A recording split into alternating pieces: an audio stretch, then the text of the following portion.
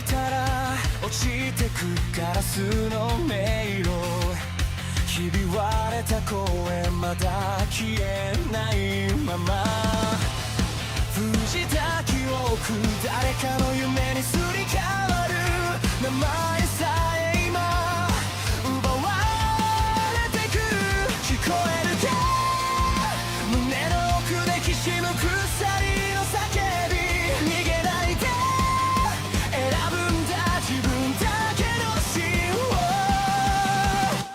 一つ書き換えられた世界で僕は僕を上書きしてくささやく嘘切り裂きながら覚めないなら夢を燃やせ一つ操られた明日に君の本と響かせてかけ違えたストーリー今塗り替えてゆけ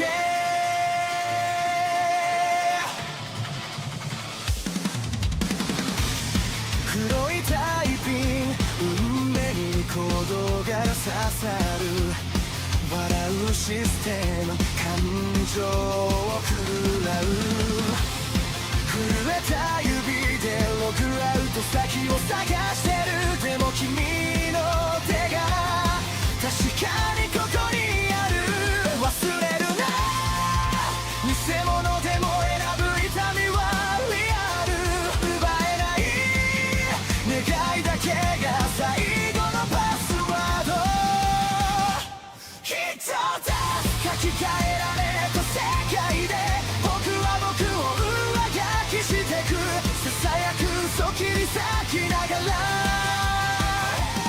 覚めないなら夢を燃やせ一つ操られた明日に君の本と響かせてかけ違えたストーリー今塗り替えてゆけ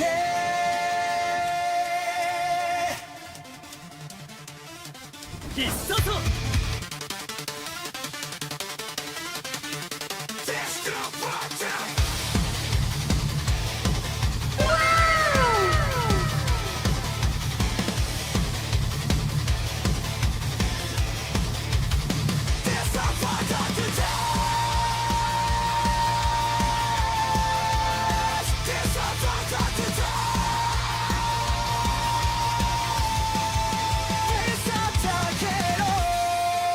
君の声で暗いスクリプトを壊して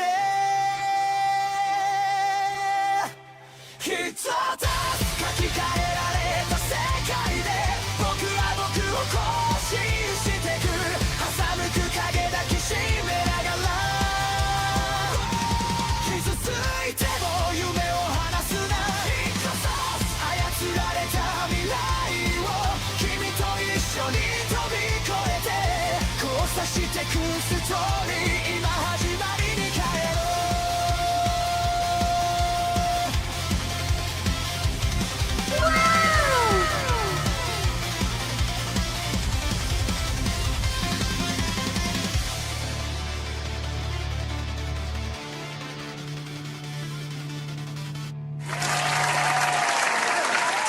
That's right, boys.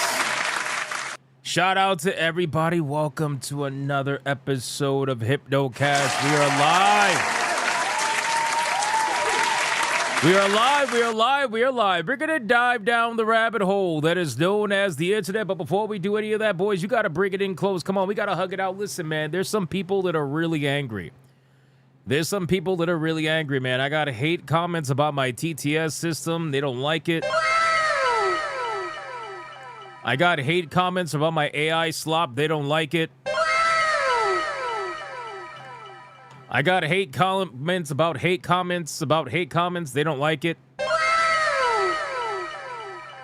But you know what I do like, ladies and gentlemen? I like hugging it out with you, man. Every single day. Let's hug it out. Let's bring it in close. Listen, man, we got a lot we got to talk about today. There's a lot we got to do. There's a lot we got to do, ladies and gentlemen. Yeah, I couldn't reset the bar, so just ignore the bar. The bar doesn't count. The bar doesn't exist today. The bar doesn't exist today. It doesn't exist today. Guys, bring it in. Let's go. We got to hug it out. And listen very closely. If you are watching over on YouTube, like the stream. Let's go. Like the stream. Like the stream. If you guys are watching over on Rumble, thankfully I was able to fix it. Like the stream.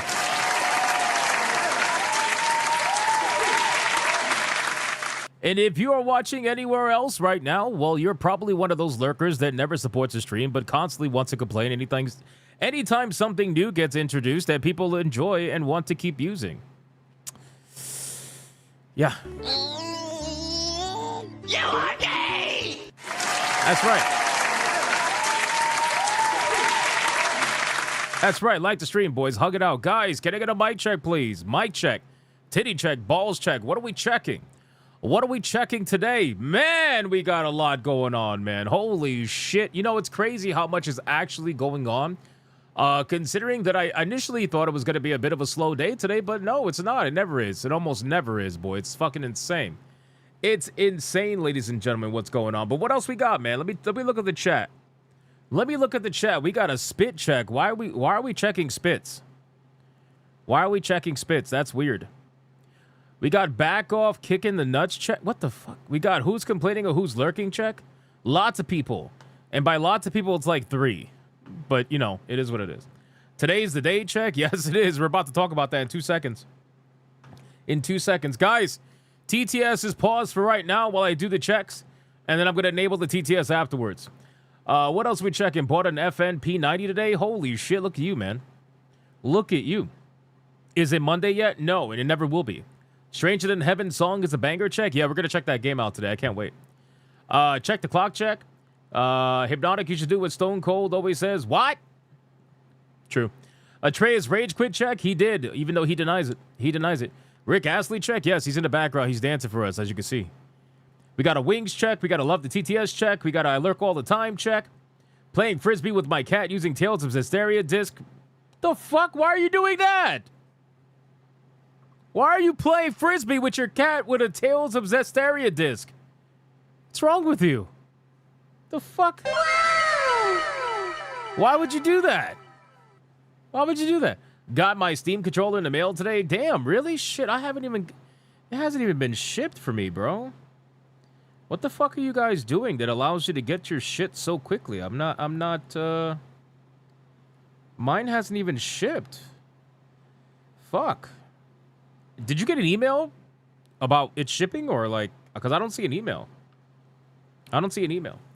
Let me see. My Steam controller finally marked as shipped today. What the fuck, bro? Am I getting felted? Am I getting fucking felted, bro? Holy shit, man. I'm gonna have to look at that. Hypnotic brand oranges? Nah. Negative.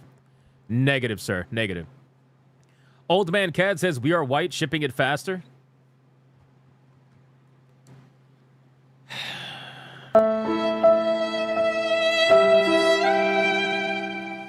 You know, it's amazing that Old Man Cad somehow found a way to turn shipping into something racial. How do you turn shipping into something racial? That's just like, that's crazy. That's insane. They're out here making everything racist now. Even shipping. That's fucking crazy. Shipping is racist? That's true. That's true. All right, guys, listen. ESG scores are at their maximum. We're fully funded, man. Like the stream. Yeah, I've been waiting for a fucking email. Because I remember with my Steam Deck, I ended up getting an email telling me the update. So I'm like, all right, well, I didn't get an email, so there's nothing that, you know, there's nothing that I'm going to be getting. But, hey, I don't know. It is what it is. Guys, let's do the Big Army roll call. Let's see who's in this chat right now. But before we do that, I'm going to re-enable the TTS. I'm going to re-enable the TTS and see what you guys have to say all throughout this nonsense. But before we do that, well, actually, let me enable the TTS because some of you super chatted before I went live. So the TTS is not going to read it. So let's have TTS read this, and then we'll keep going. Here we go. Resume cue.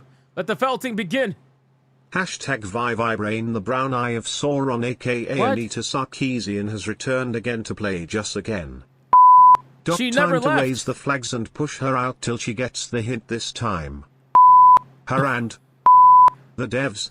Jason, thank you for the 20. She never left, bro. People At who Krieg people who think she left, she never left. celebrates 14 months of membership. Vader, give Yo. in to the dark side of the Force, Darth Hypnos, let That the didn't hate work. flow through you. That didn't work. And we can rule all the anime girls as a true dark otaku. A dark Give eye to otaku your sounds destiny. crazy. That's my destiny, a dark otaku. At Really? Marius 7042 celebrates 18 months of 18 membership. months, thank you. Did you hear about EA trying to peddle Battle Pass pre-orders? Yes, I did. I saw them selling. They're now trying to sell battle passes as pre-orders. That's the fucking world we live in now. What world do we live in where now instead of pre-ordering a game, you're pre-ordering a battle pass? What the fuck? Anyway, Mr. Vegeta with the 2 for VV, thank you, sir. And Tanya Raven with a 20. VV. For the Trump voice, VV is my favorite Pokemon. Or was that Digimon? Zesty, it was Yu-Gi-Oh! Get your card games right. Guys, if you want your super chats read in TTS, you have to do it after I go live. Don't do it before I go live, okay? It's not going to be read. Tanya, thank you for the 20, though. I appreciate that. I'm still trying to figure out what controlling spit means. Tanya with a 5 for Vivi again. Let's go, Vivi. And then Vivi is the bestest of the rest of us. Thank you. I appreciate that. All right, we caught up on all super chats. Guys, let's do the big and army roll call, man. Let's see who is in this chat hanging out with us on this beautiful, beautiful Thursday. Guys, today is the final battle. It is going to be ridiculous. It really is. I have a feeling. It's the final battle of the One Piece Waifu Battle Tournament. Should I just go over it now? Should I just go over it now? Because I have a feeling, yeah. You know what? You know what? Yeah. Yeah, let's do that.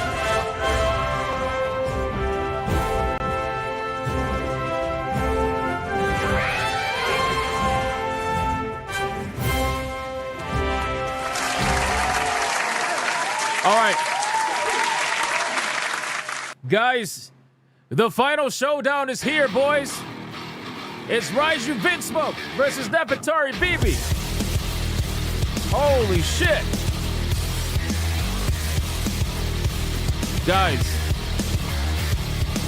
Guys, we are here. All right, we are officially here. That's it.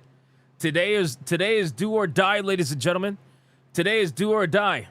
Raiju Vinsmoke versus Nefertari Bibi in the final battle of the One Piece Waifu Battle Tournament. Hey, is Split Tax still here? Yo, Split Tax, you still here? Where is Split Tax? I saw him in the chat earlier. Is he still here? He says, huh? Okay, good. He's still here. Guys, I got an amazing battle intro for you that's going to set the stage for all the chaos that's about to ensue. And I dedicate this one to Split Tax. Here we go.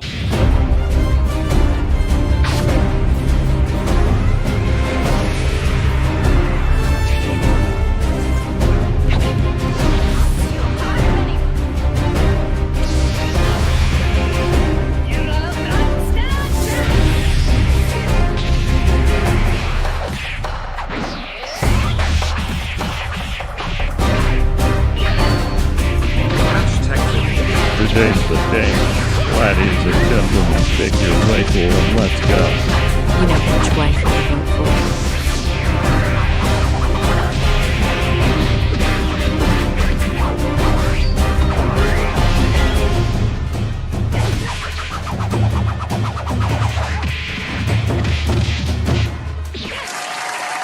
That's right, boys. For some reason, she kept gaining clothes as the battle went. She kept getting, bro, I don't know, man. She kept getting clothes throughout the, whatever. It was funny. It was funny. Guys, Raiju Vinsmoke versus Nefertari Bibi. All right, this is it, boys.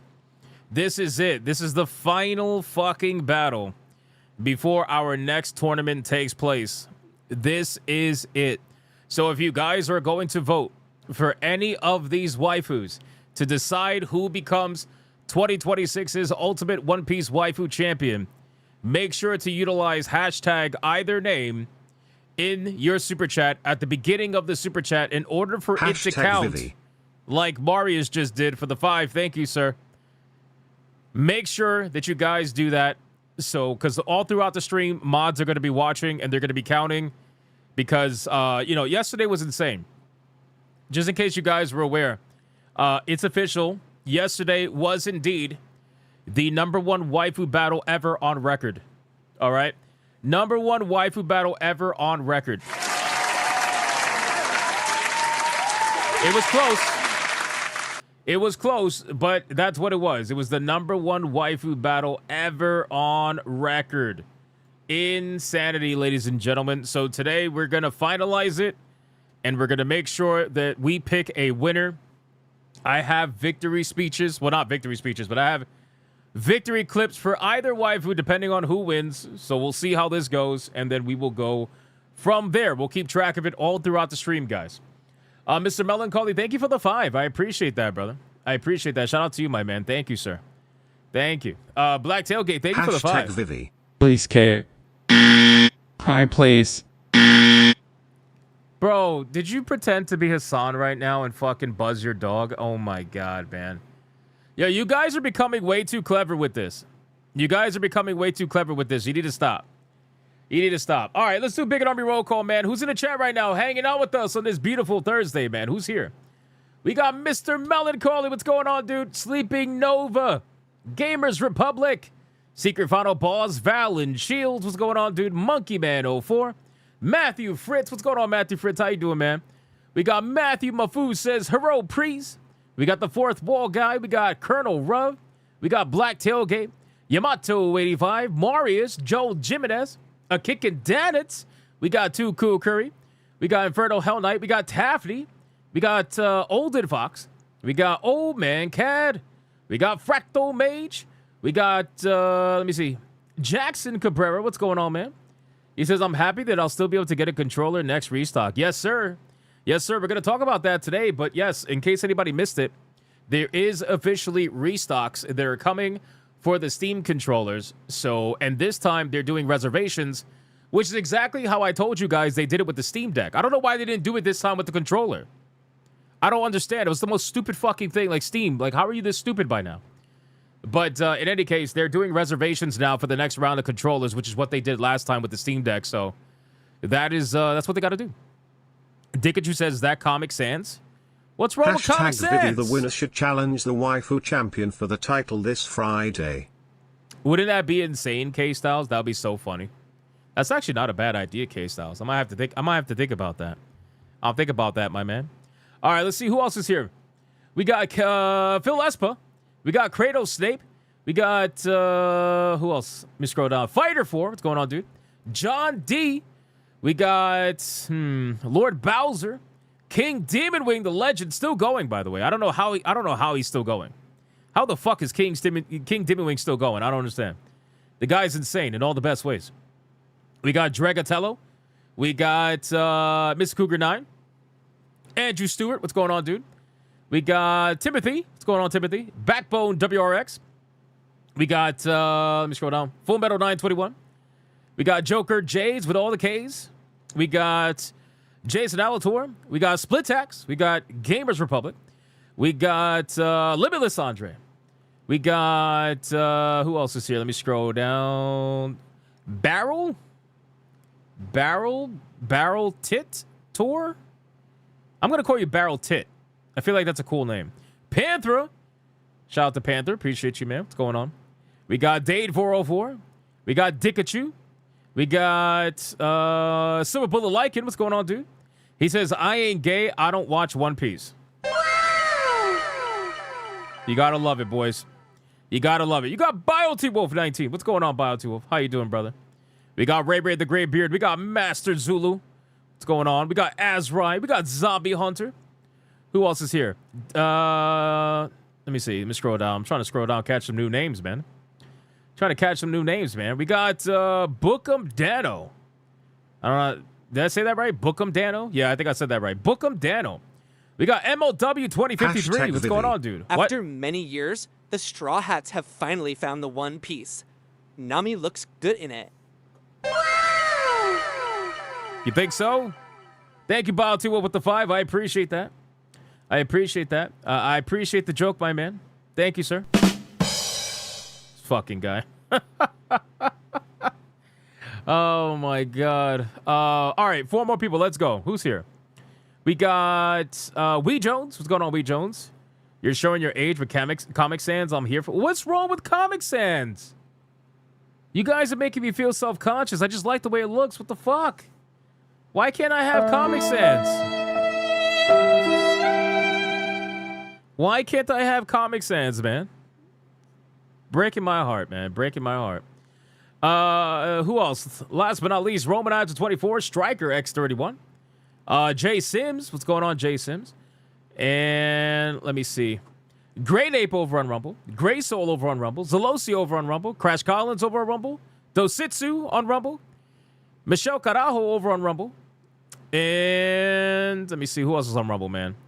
Diet Spam over on Rumble. Dedraconic over on Rumble. Denaraya on Rumble. Viovis on Rumble. Black Tailgate on Rumble. Mookie Dookie on Rumble. Raza on Rumble. And we got, PC Explosion? Yes. PC Explosion over on Rumble.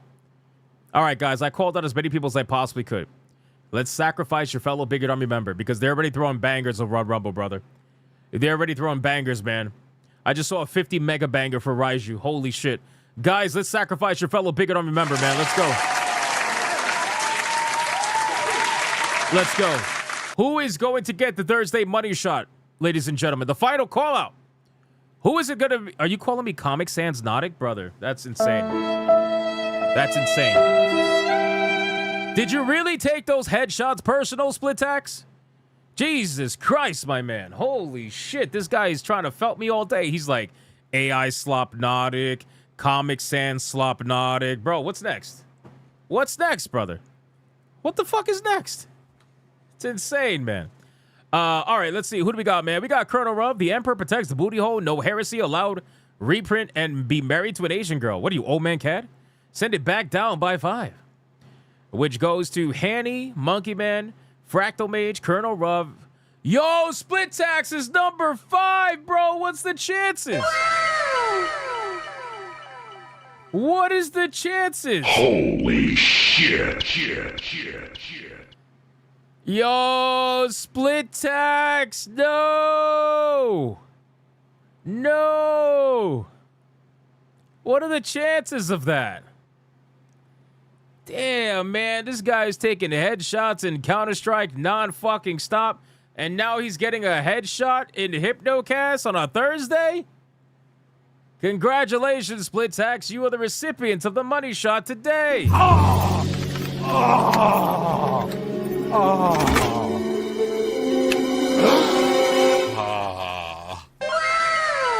What the? Like the stream, boys. That's crazy, brother. What's the chances of that? That's actually... I couldn't have planned that better if I even tried, bro. It's impossible. Holy shit. Shout out to Split Tax, man. Enjoy the money shot, my man. Guys, we got a lot we got to talk about today. All right. As you guys are aware, we're about to get into the membership train and pre-stream legends. But before we do that, let's talk about what we got planned for today, man. We got some interesting shit to go over, boys. The internet's losing their mind. All right, the internet's losing their mind and they're review bombing Slay the Spire 2. And I feel like this is like the 3rd or 4th time that I've talked about Slay the Spire 2 getting review bombed. At this point, you might as well call it Review the Spire 2 or Review Bomb the Spire 2 or something like that. This game's always getting review bombed. For some fucking reason or another, whether it's by the Asians or the people who hate Anita Sarkeesian, they're getting review bombed nonstop. Yeah, it's insane. It's crazy. John D, it's insane, bro. I honestly, every time I look at a story and I'm like, oh, Slay the Spire is getting review bombed again. Wow. Yeah, well, couldn't have seen that coming. So anyway, we're gonna talk about it because I think that there is some validity to it, and I also think there is some insanity to it as well. I really do. I think that people are, man. I'll talk about it. Don't worry about it. I'll talk about it. It's fine. We're gonna talk about Slay the Spire 2 and the review bombing because it's been discovered that Anita Sarkeesian was in the credits. That's why, to give you an idea. You know, Google Didal says, Mr. President, they bombed the second Spire. Brother, there's nothing left of the Spire. How many times is it going to be bombed? There's nothing left. There's nothing left. You know what I mean? So anyway, it's fine. We'll talk about it. It's crazy.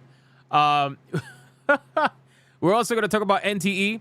So NTE finally responded to the backlash, and they started to replace some of the supposed AI that people had problems with. They responded to the backlash, and they started to replace the pictures, and people still aren't satisfied. Because the thing is, when you bend the knee to the mob, the AI outrage mob that like swears that their fucking grandmother's getting killed by AI or something, when you bend the knee to this mob, they are never going to be happy. Like, literally never going to be happy. Their lives are filled with misery. It's impossible to fill their lives with happiness by doing what they say they want you to do, because they live in the moment. They live in emotions. So whatever they're emotionally feeling at the time is what they want you to do. So the moment they change and their emotions change, then suddenly what they want you to do changes also. And there's no way you could keep up with it. There's no way you can. But they folded anyway. And they removed some of the AI, supposed AI images with other images. But the funny thing is, and I think I have it saved, I'll double check, some of the images that they removed actually looked better than whatever the fuck they replaced it with. It's like they replaced this picture of an anime couple.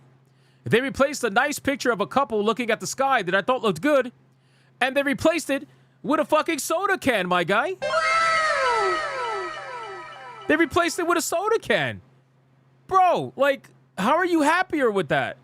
How is that actually? Anyway, so we're gonna talk about it because it's fucking ridiculous, bro. It is just like, this is why I've removed myself for a long time now. I've removed myself from a lot of the conversation that happens online. I just stick to myself and do my thing, because ultimately everybody's fucking crazy, bro. I think Twitter's not a real place 99% of the time, and a lot of the shit that gets discussed over there is disingenuous on all sides, and I can't take it anymore. I just rather play my fucking video games, do my shit, hang out with you guys, and that's literally it, because it is just it is a mess. It is an absolute fucking mess, boys. In all the most serious ways, it is a fucking mess. But in any case, we're gonna talk about that. We'll talk about NTE. Pragmata sold over 2 million copies, boys.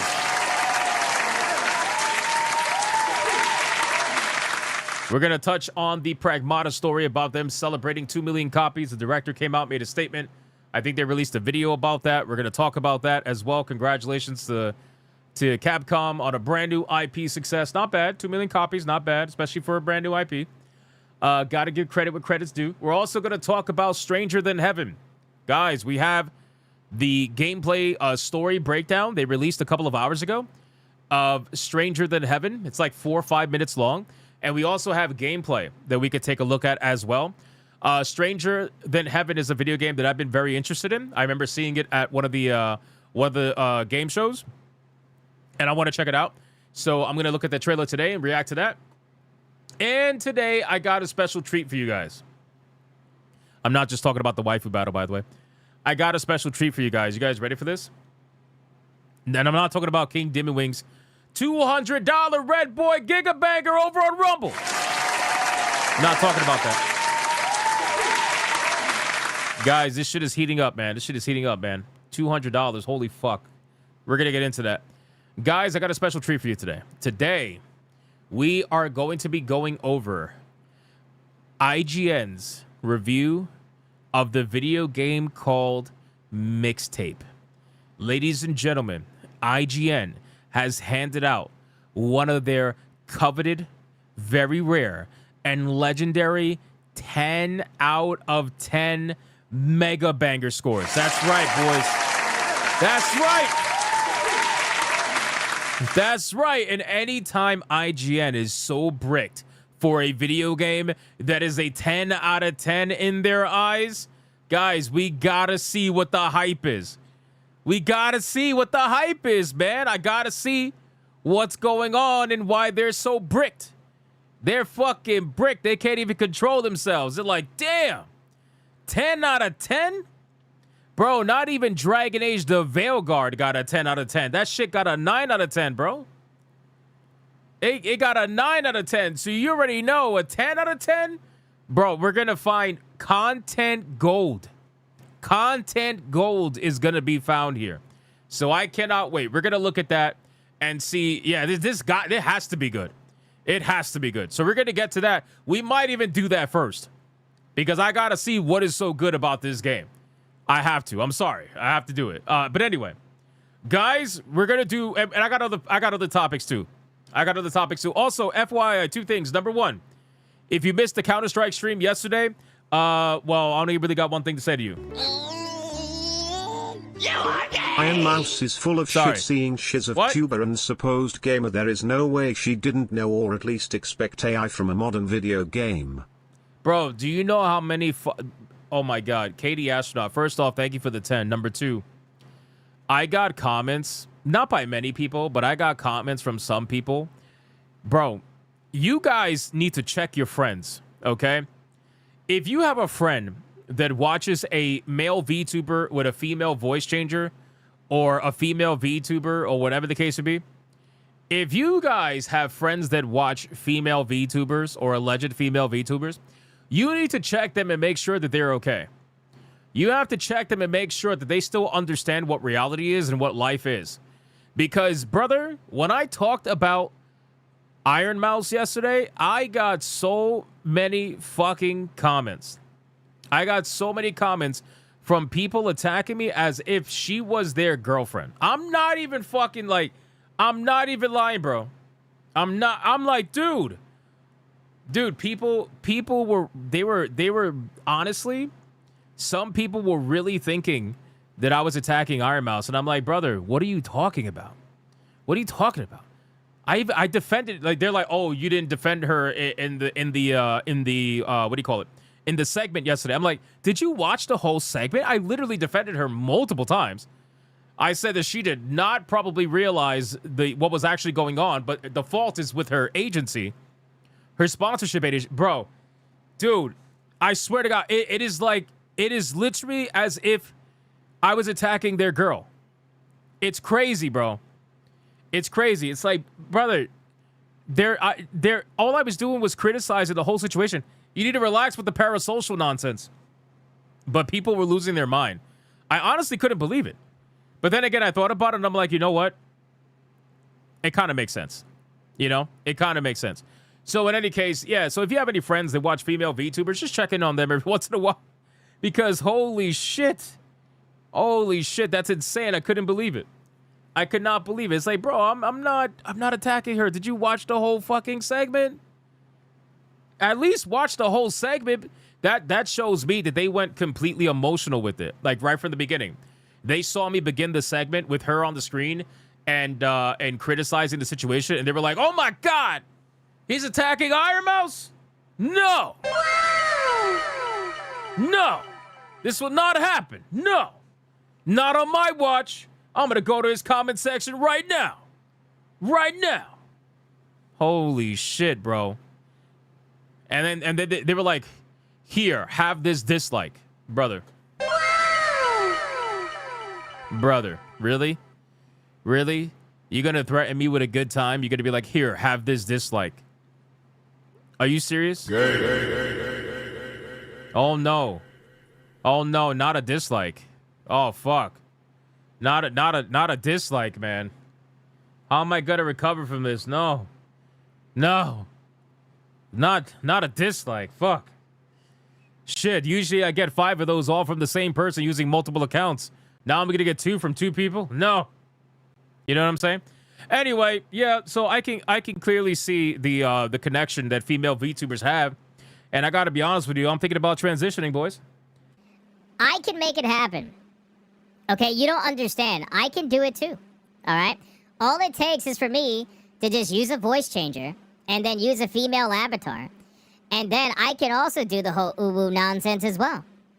I can make sure that my voice sounds the way that it needs to so that everybody defends me, you know, no matter what. I can do that. I could do that. You know? Uwu. I could do that, right? It's easy, boys. It's easy. And then before you know it, I'm making millions of dollars. Millions of dollars. Oh, man, bro. Anyway, let's get into it, man. Guys, we got to do a membership train. Yo, hey, Sunkies, he says almost done, keep talking. No, bro. No, bro.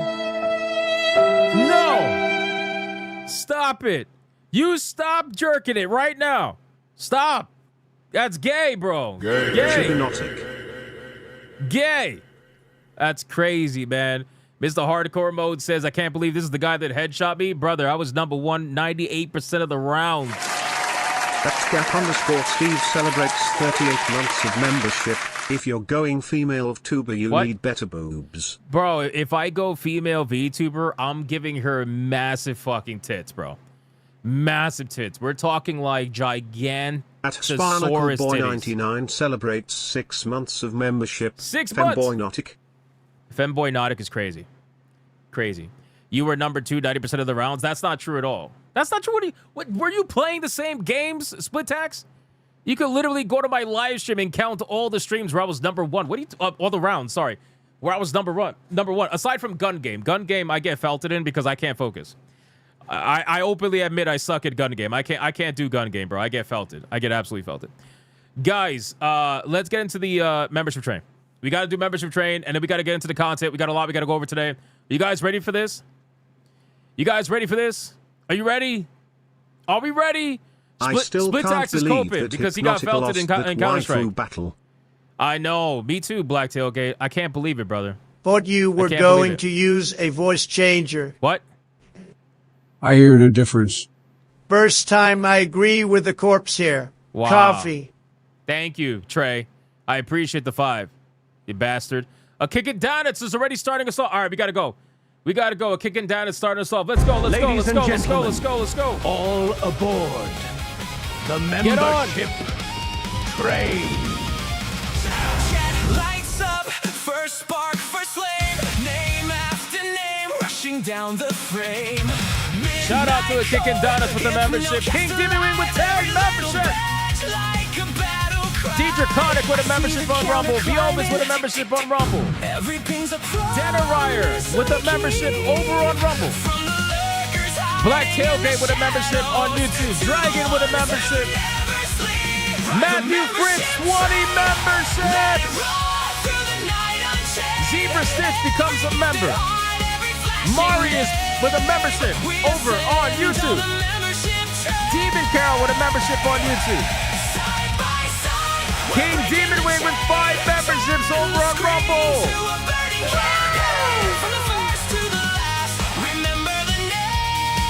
Jesus Christ. Dexter Bell with a membership. Zebra Stitch with a membership. Oh my God, boys. Oh my God, it is green as fuck everywhere, boys. Everywhere it is green. Everywhere. Let's go over the pre-stream legends. Let's get into the content, man. We got a lot we got to go over, boys. Let me go into the fan funding tab. And let's start us off, man. Listen, King Demon Wing. You love that tune? I do too. I do too. Everybody loves that song. Even people that hate AI. Everybody loves it. Come on. Let's not lie here. Guys, King Demon Wing started us off. That was fun. Thank you, Bookham. King Demon Wing started us off with a 10 membership mega banger, my boys. More memberships! More memberships! More memberships! Shout out to King Demon Wing. Thank you so much. I appreciate that. Guys, you want to see We have ourselves a you want to see something scary? red boy. You want to see something scary? Look at this, guys. This is what I got to deal with when making AI clips. Watch I missed the money shot. You did. I was ready to spill my orange juice. What? Some fresh organic orange juice. Jerk non-squeezed. Oh, come on, Alucard. You just had to fucking go gay like that? Guys, look at this. This is what I got to deal with when making AI. You want to see the most insane mistake I've ever seen AI do? Look at this shit. I'm trying to make a hyperbanger and gigabanger clip, right? I'm trying to make a hyperbanger and gigabanger clip because you guys have been going crazy with the Red Boys. Watch this. Watch this. Why did it not work? What the fuck? Why did that not work? What's going on? Hold on. Hold on. Why is that not working? Let me figure out why that's not working. Give me 1 second. What is going on? What is going on? It was working before. What the fuck? It was working before. Give me 1 second. Let me see what's going on here. Let me see what's going on here. Hold on. What's going on? Why are you not working? Why are you not working? There you go. Why are you not working? There you go. Okay. All right, we got it. We got it. All right, perfect. It's working now. All right, so now I'm gonna go over here. Let me go over here. Stop screaming! God damn it! Look at this shit, bro. You guys ready? Watch this. Not that. Let it reset. We have ourselves a red boy hyper banger! Bro, what the fuck? What the fuck was that? We have our... What the fuck was that, bro? Bro, he turned into like a demon. I didn't even tell AI to do that. Bro, AI is crazy, bro. I don't know, man. I don't know. That shit is scary. It gave me a face. It turned me into a demon. It gave me, oh no, it's Alex neck veins. What the fuck was that about? Yeah, I got Shigaraki hands, bro. That's insane. Anyway, that's AI for you. Let me turn that off because that shit's insane, bro. I couldn't believe it. I had to share it with you guys. I'm like, what the fuck is that? Anyway, Mr. Vegeta, thank you for the 2. Tanya, thank you for the 20. Tanya, thank you for the 5.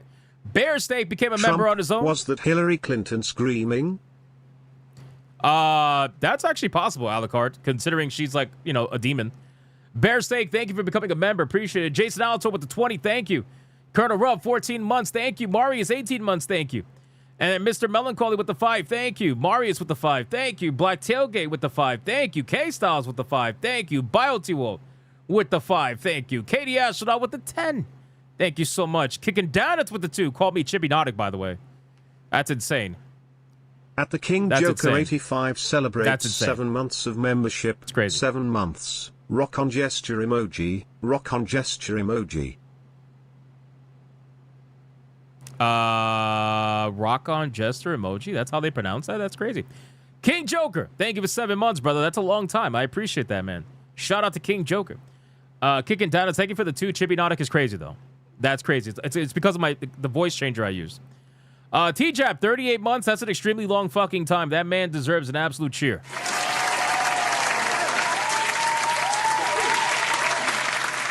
That man deserves an absolute cheer. 38 months of pure fucking dedication, brother. I love T-Jap, man. T-Jap is an absolute legend. This guy, like, I don't know, man. I don't know. Him and Sonya, love those guys, man. Shout out to T-Jap. Thank you so much. 38 months. I appreciate that. HXC, 6 months. Thank you. I appreciate that. Black Tailgate with the 5. Thank you. Trey Burkholter with the 5. Thank you. Oh, we got tier 2. Oh, shit. Already? Already? Fuck. Hold on. And all that they even made you short in the end of the video. I know. They gave me the fucking K to height. Like, what the hell? AI freaked out on that one. I don't know what it's trying to do, but it's weird. Guys, we got tier 2. Give me 1 second. It's legendary time.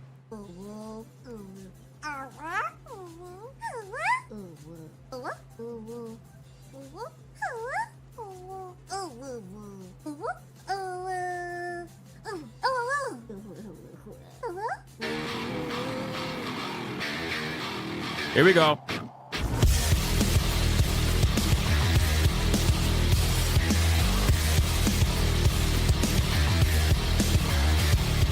Shout out to you guys. Tier 2 yet again. And we haven't even started yet. What the fuck? That's insane. Shout out to you guys, man. Thank you so much for the continued support. I appreciate it. And guys, since we're almost at 400 people between YouTube and Rumble already, if you missed the announcement yesterday, I'm going to tell you what the next tournament is going to be, because you probably missed it, because I announced it all the way at the end of last night's stream. Guys, the next tournament after the One Piece Waifu Battle Tournament is going to be the #1 video game female, obviously, waifu of all time. That's right. That's right. If you thought the One Piece one is going to be bloody, just wait until that one. We're talking about having Lara Croft. We're talking about having Eve, 2B, fucking tally. Like, we're talking, like, and I'm making the roster bigger. I'm making it 32 instead of 16, right? We're going to have Tifa. We're going to have Aerith. It's going to be insane. The amount of chaos is going to happen with that one. The next one's going to leave skid marks. Yeah, pretty much. So, look forward to that one. Hashtag Tifa. It doesn't count yet.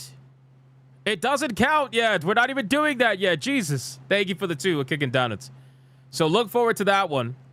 That's gonna be insane. Yes, original Lara Croft. We're gonna go with some wild, crazy stuff. It's gonna be insane. So look forward to that one. It's gonna be hilarious. A kicking donuts with the membership. Thank you, sir. King Demon Wing with 10 more memberships. More memberships! More memberships! More memberships! Shout out to King Demon Wing. Thank you so much. I appreciate that. Thank you, sir. Then we got Black Tailgate with the membership. Thank you. I appreciate it. And then we got Dragon with the membership. Thank you. Zebra Stitch became a member all on his own. Shout out to Zebra Stitch. Thank you for that. I appreciate you. Then we got Matthew Fritz dropping a massive... Hashtag Blood Rain. Why are we voting for video game wife? What the fuck? What is going on? It doesn't count yet. It does not count yet, for fuck's sakes. Matthew Fritz, a 20 membership hyperbanger. Shout out to Matthew Fritz. We're going to give him a clip. We all know the clip that he wants. We all know the one that he wants, man. All right, boys, we have you guys thought it was going to be Alex, huh? Let's bring the ladies in. You guys thought it was going to be Alex, right?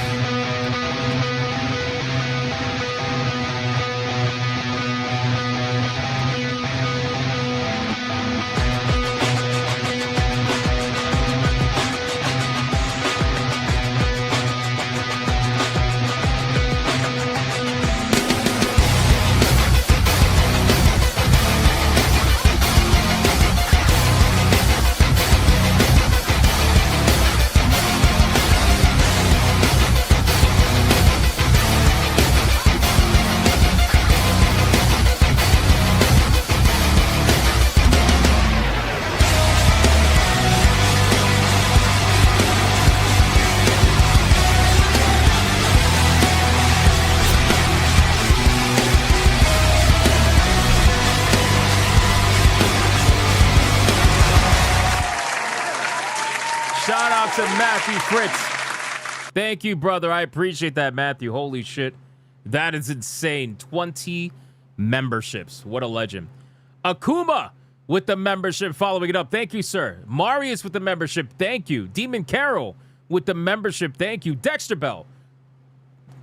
Sorry, I had to burp. With the membership, Hypnotic, thank you. as a pretty VTuber girl, I can already smell your hair. Oh, come on. Why do you got to be fucking weird with that? Did you really have to go to Biden? Like, was that necessary? Was it necessary? Fucking terrible. It's disgusting. Can you imagine? Can you imagine having Biden whisper in your ear? Imagine having Biden whisper in your ear. And he's like, dasher. Dasher. I just want to smell your hair. I just want to smell your hair.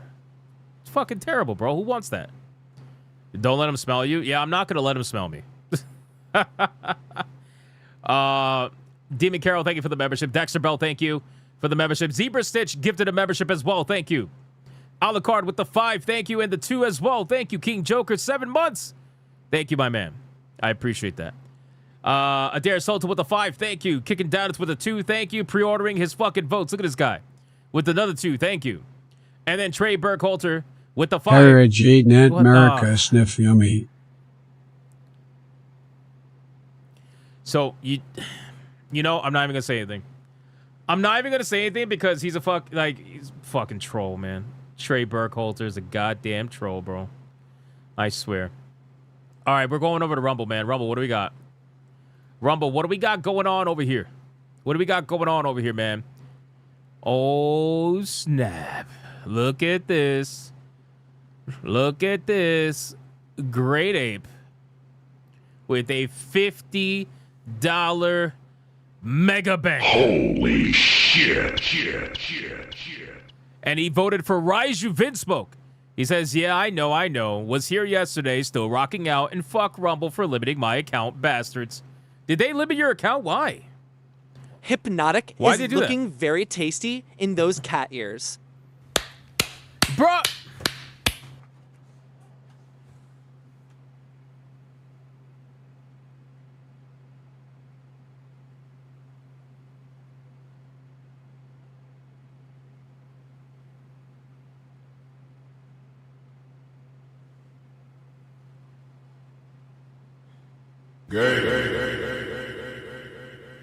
What do you even say? Like, what do you even say to that?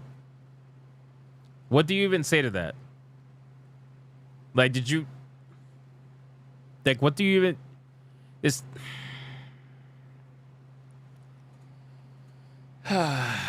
Pink cat ears is kind of gay, to be honest. It wasn't my decision, all right? There's a lot of lore behind the pink cat girl ears, okay? All right? Google Dino says, nah, bro, we got the pyrocynical donators. Bro, they're insane. The donators on this channel are fucking insane, okay? They're just like... It's extreme. Unbelievably extreme. Guys, over on Rumble, talk about extreme. I wish I had a gigabanger clip for him. I wish I did, but I don't. King Demon Wing just dropped a $200 Red Boy gigabanger. Holy shit. Wow. And I'm going to assume that he wants the 2 clips that he always asks for. I'm going to assume that's the case, King Demon Wing. And he voted for VV. That's a $200 Red Boy gigabanger for VV already. And we haven't even gotten to the end. Holy shit. Let's give this man his fucking clips, man. It's a Red Boy Hyper Banger, bitches! Let's bring the ladies in!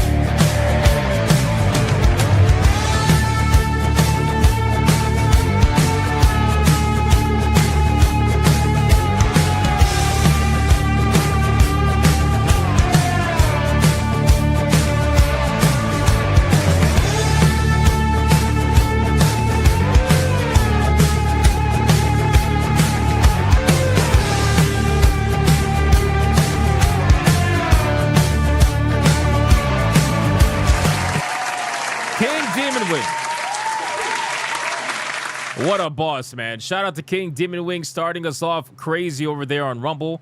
I don't know what was going on yesterday. King Demon Wing and fucking Dr. Spike were doing tit for tat, literally parrying each other. It was insane. Absolutely insane. I don't know if that's going to happen today, but sniffing them good could use more sniffing. What the fuck, Biden? Sorry, Bossman, I had no choice. I only could do what was needed as the chat demanded.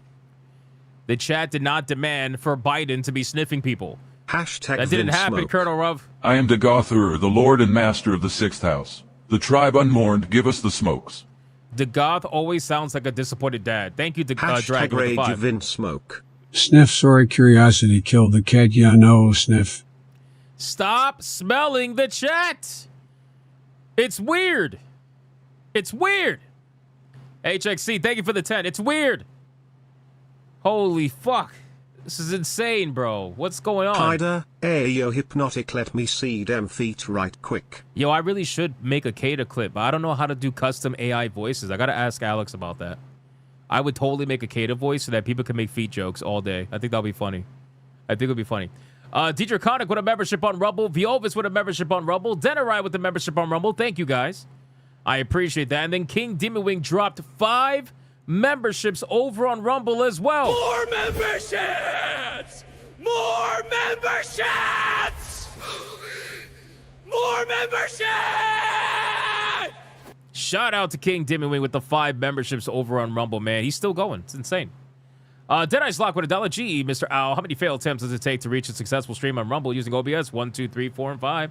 Atreus' chair gets better back blow action in one sitting. That's crazy, bro. That's insane. That was unnecessary. All right, boys. We are fully caught up on everything, I believe. Yes, we are. Shout out to all you guys. I appreciate it. And just a last reminder before we get into the show. One last reminder before we get into the show, ladies and gentlemen. Today is the final day. Raiju Vinsmoke versus Nefertari Vivi. You can vote throughout the entire stream, and you let us know which one is going to be taking home the trophy of #1 One Piece Waifu Champion of 2026, ladies and gentlemen. Let us know. Let us know. In the meantime, guys, we're going to go over a couple. Stop sniff, couple sniffing, funny... sniff. Stop The sniff. What is sniff, sniff, smelling? sniff, sniff, sniff, sniff, sniff, sniff, sniff. Learned that last sniff from Sonny Boy. Stop smelling the fucking chat, bro. It's weird. It is weird. Stop. It's fucking weird. Oh my God. He's like sniff, sniff, sniff, sniff, sniff, sniff, sniff, sniff, sniff. Stop. Trey. Jesus Christ, man. All right. I got to pause the TTS. You guys are insane. I'm pausing this shit. We got to get into the show, man. Guys, if you want us to talk about weird, check this out. Look what I found online. How accurate is this photo, guys? Flirting versus harassment. Brother, you look like this, and the girl's taking all your, she's taking all your movements towards her as just like, it's good, it's all good. And then you show up like this, and now suddenly it's sexual harassment, bro. Holy shit. Bro, what happened to my boy? No. Bro, what happened to his neck? What happened to his neck, bro? That's crazy. Bro, the memes they're posting, look at this. I'm the new Star Fox. Oh, you're so sweet. I'm the new Star Fox. Hello, human resources. Holy shit. Oh, man, no. This is too accurate. It hurts, bro. This hurts, man. What happened to Star Fox, man? What happened to my boy? This is so bad. Did you check his legs? I don't want to check his legs, bro. I don't want to. I don't want to do it. I'm good. I'm good, man. I'm good. Anyway, moving on. Let me X out of that. Guys, this is the reason why women think that they can go up to 6 foot tall dudes and win in a fight. Did you guys see this, man? Apparently, this is Daredevil's Born Again or whatever, season 2 or some shit. Look at this. Oh, yeah. Oh, yeah. Oh, yeah.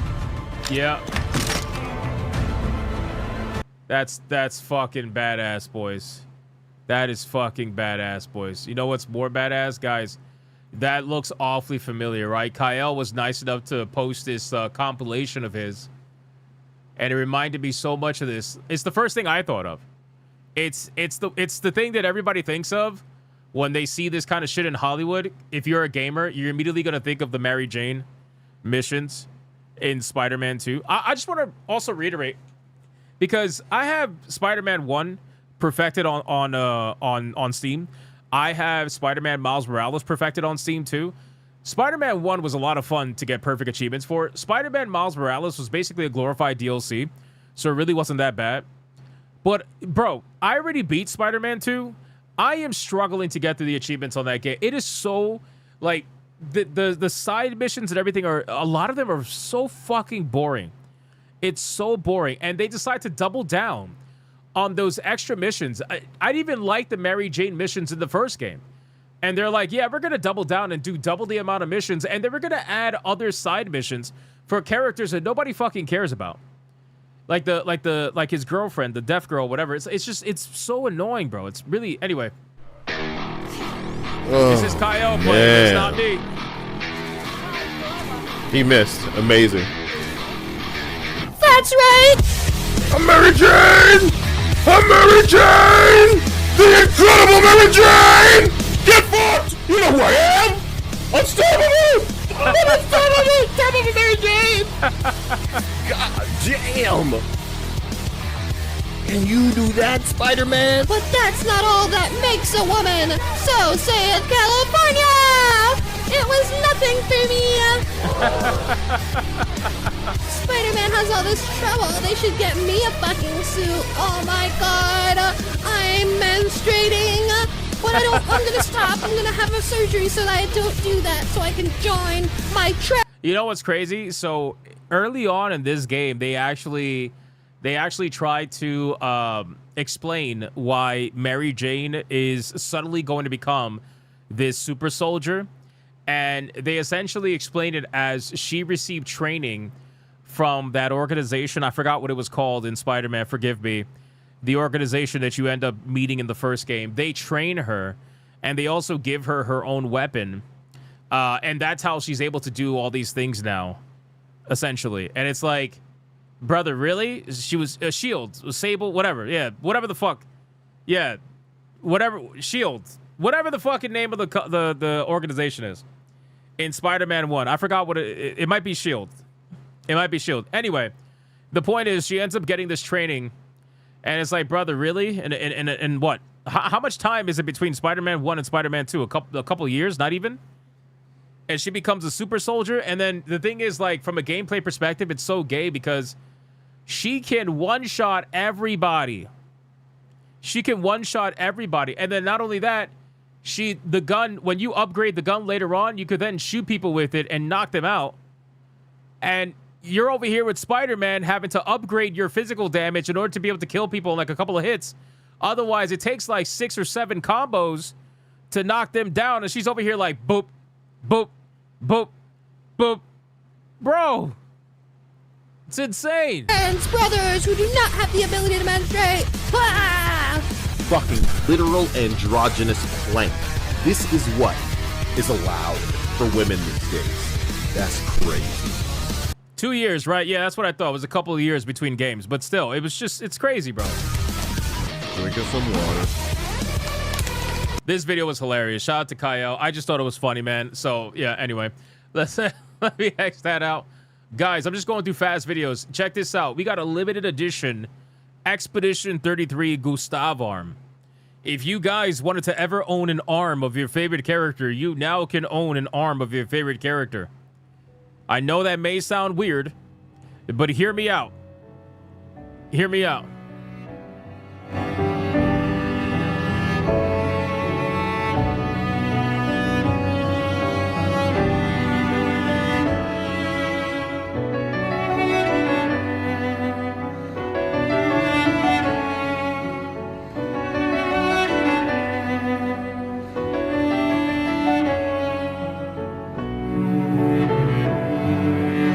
I've already ordered it. No.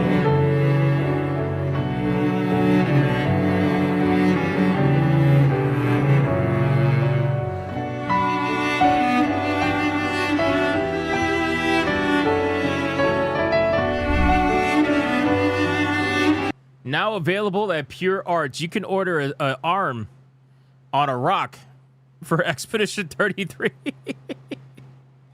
Oh man, listen, I think they did an amazing job with the detail. I think it looks great, right? This is the 1-to-1 scale, by the way. So this ain't no small boy. All right. How much is this shit? PureArts.com. Let me see. I'm about to look this up right now. PureArts.com. 1-to-1 scale. Pre-order now. Let's see. How much is this bad boy? Oh, $430? Really? Really? I thought it was going to be more than that. It's $430. $429. Bro. Hold on. Wait a second. Give me a second. That's not bad. I mean, for a fucking arm though, like why would you want to do all that? Hold on one second. Let's see. Pure. I thought it was gonna be way more than that. For a 1-to-1 scale?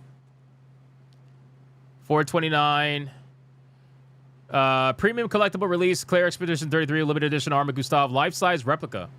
Expertly crafted in polyresin, the piece features refined marble textures and elegant gold accents, capturing the unique aesthetic of Gustav's iconic mechanical arm. The arm incorporates rotating combination cylinders, adding an interactive element that echoes its original function. It is displayed on a sculpted rock base covered in delicate flowers, a stark contrast to the violent power delivered by his overcharge attack. Huh. Interesting. Hyper detailed sculpt of his arm, rotating combination cylinders, premium polyresin with marble finish, sculpted rock base with adorned with flowers, individually numbered bottom plate, matching edition number certificate of authenticity. There you go. Couldn't say that word. Bro, it's shipping Q3 2027. Nobody got time for that shit.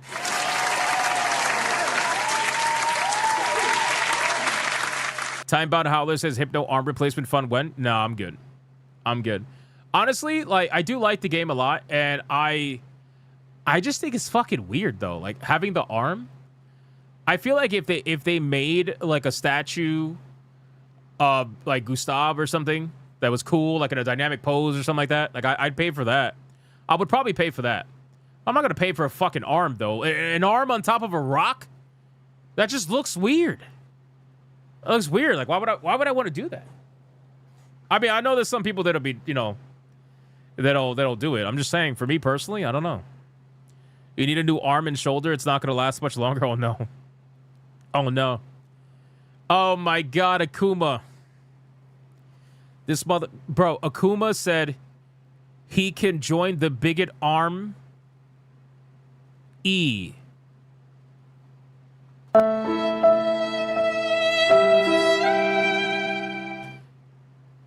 Come on, bro. Seriously? Seriously? Jesus Christ. What are we doing today? You guys all right? Is everybody okay today? What's happening? What the fuck? Anyway, I thought that was pretty interesting. I think it was pretty cool, but it's not something that's for me personally. All right, last cool thing, and then we're getting into the content. I had a lot of cool things to share with you guys. Listen, there was a mod, okay, for Fallout. This shit is mind-blowing. This is why I say modders are carrying Bethesda games. Okay? Not Bethesda. Modders are carrying Bethesda video games. Straight up. I've said this so many times, and this proves it. Guys, these crazy motherfuckers, they managed to mod into the game Morrowind into Fallout that you can actually play at a terminal inside of Fallout. You can play Morrowind inside of... Guys, look, watch this. Watch this. It's fucking insane. This is the craziest shit I've ever seen. Look at this. Like, who even thinks of this shit?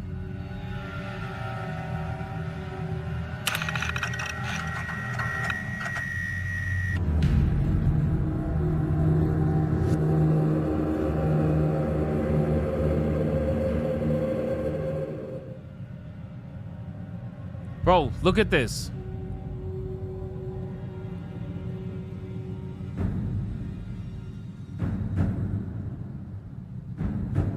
What the fuck? Holy shit.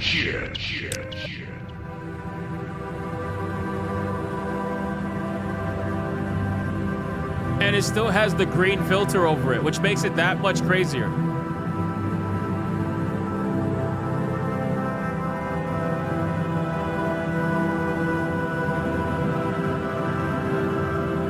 Is this real? Yes. Yes, it's real. They have taken you from the Imperial City's prison. First by carriage and now by boat. To the east, to Morrowind. Fear not, for I am watchful. You have been chosen.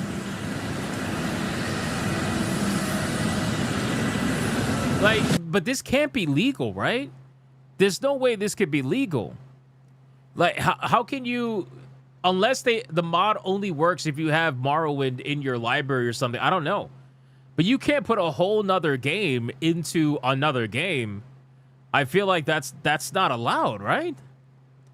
Because that's kind of, it's all Bethesda. Yeah, but the thing is, the thing is, if you mod it into Fallout and you don't have to buy it because of the mod, then you're essentially selling, you're pirating in a way. You're putting another game. I'm not gonna snitch either. I'm just saying, like, how does that work? You know? A game inside a game, I think it allows. I don't know. It's so interesting to me. Wake up. Bro, look at this. Why are you shaking? Are you okay? Wake up. Stand up. There you go. That's crazy. You were dreaming. What's your name? Yo, that's so crazy. Well, not even last night's storm could wake you. I heard them say we reached Morrowind. I'm sure they'll let us go. Quiet. Here comes the guard. This is where you get off. Come with me. Bro.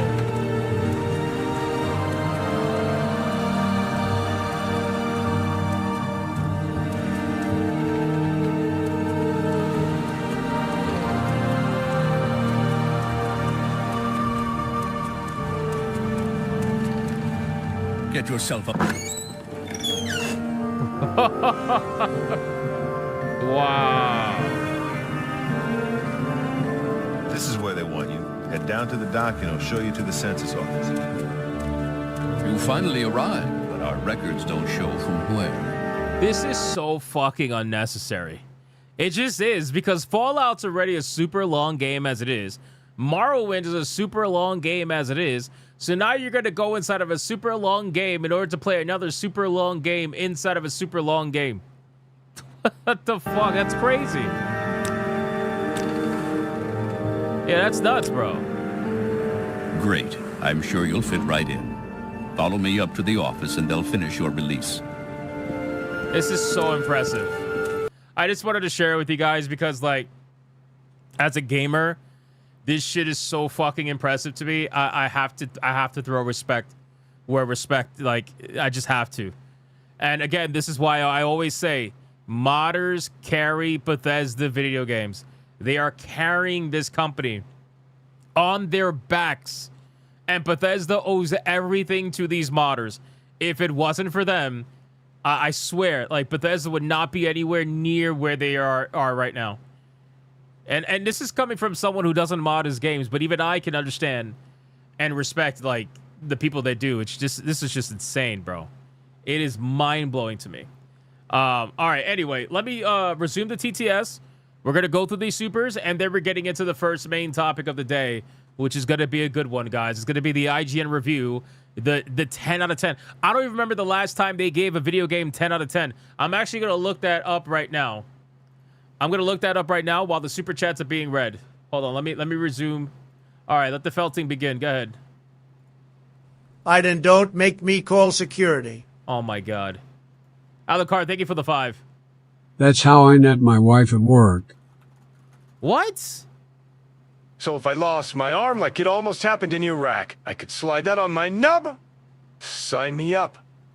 What the fuck? Alucard, thank you for the 5. At Jason, thank Radio you for the Chimp 5. celebrates 17 months of membership. Yo, 17 months. Let's go.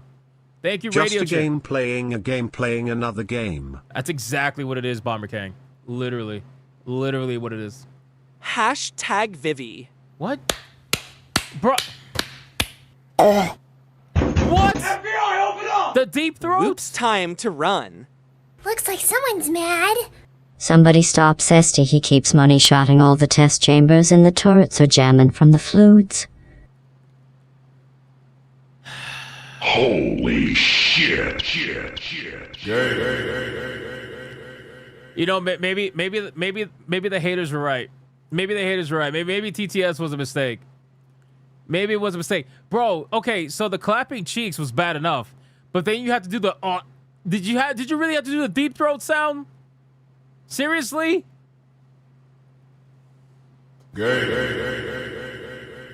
Oh man. Guys, just so you're aware, all right, I want you guys to understand some of the video games that are in the same company of what we're about to talk about, okay? Because we are about to go over, actually, let me bring it over here. Let me bring it over here. We are about to go over the IGN review for Mixtape. We're about to go over IGN review for Mixtape. The reason why is because my curiosity has been unbelievably piqued, okay? As you guys are aware, IGN tends to give glowing scores to certain kinds of video games, okay? At least modern day IGN. IGN back in the day reserved their 10 out of 10 perfect scores for video games that most people will probably say kind of deserve the 10 out of 10, right? I'll give you a couple examples that I just did a quick search on really quick. So you have IGN giving a 10 out of 10 for the following. You have God of War on PlayStation 4. You have The Legend of Zelda Ocarina of Time, right, on the N64. You have Super Mario 64, right? You have The Last of Us, the original one, on PlayStation 3. You have Metal Gear Solid, 1998. You have Halo Combat Evolved from 2001. You have Resident Evil 4 on GameCube, 2005. And then Portal 2, right? These are all bangers for the most part. Like, every single one of these games are absolute bangers. And I feel like people would be like, all right, well, that's kind of deserved, right? So the game that we're about to talk about right now is literally in the league of those same video games. And this game is called Mixtape. I have no idea what this game is about, but all I do know is that IGN gave this game a 10 out of 10 glowing review. Glowing review. So maybe this game is actually good. Who knows? Maybe IGN is onto something here. I have no idea. But when you give a game a 10 out of 10, brother, I have to see what this game's about. So let's hear it from the horse's mouth. Let's see. You saw this game before? Well, I didn't see it like this.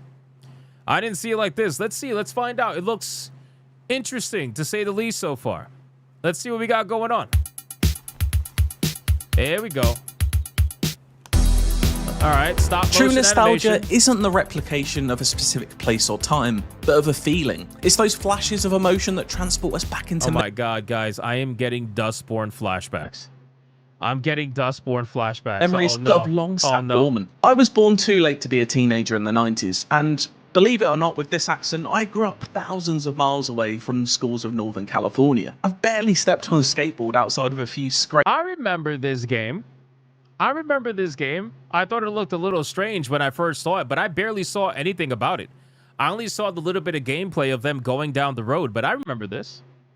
All right, let's see what we got. Knees in the summer of 2003, but none of that matters. A Mixtape knows this. Australian developer Beethoven and Dinosaur fills each and every moment of its coming-of-age tale with incredible music, perfectly hand-picked to set the tone for its free-flowing chapters in a way only nostalgia can. As original as it is reverential, it's a masterfully constructed dose of new memories hinged brilliantly on how they remind us of our own.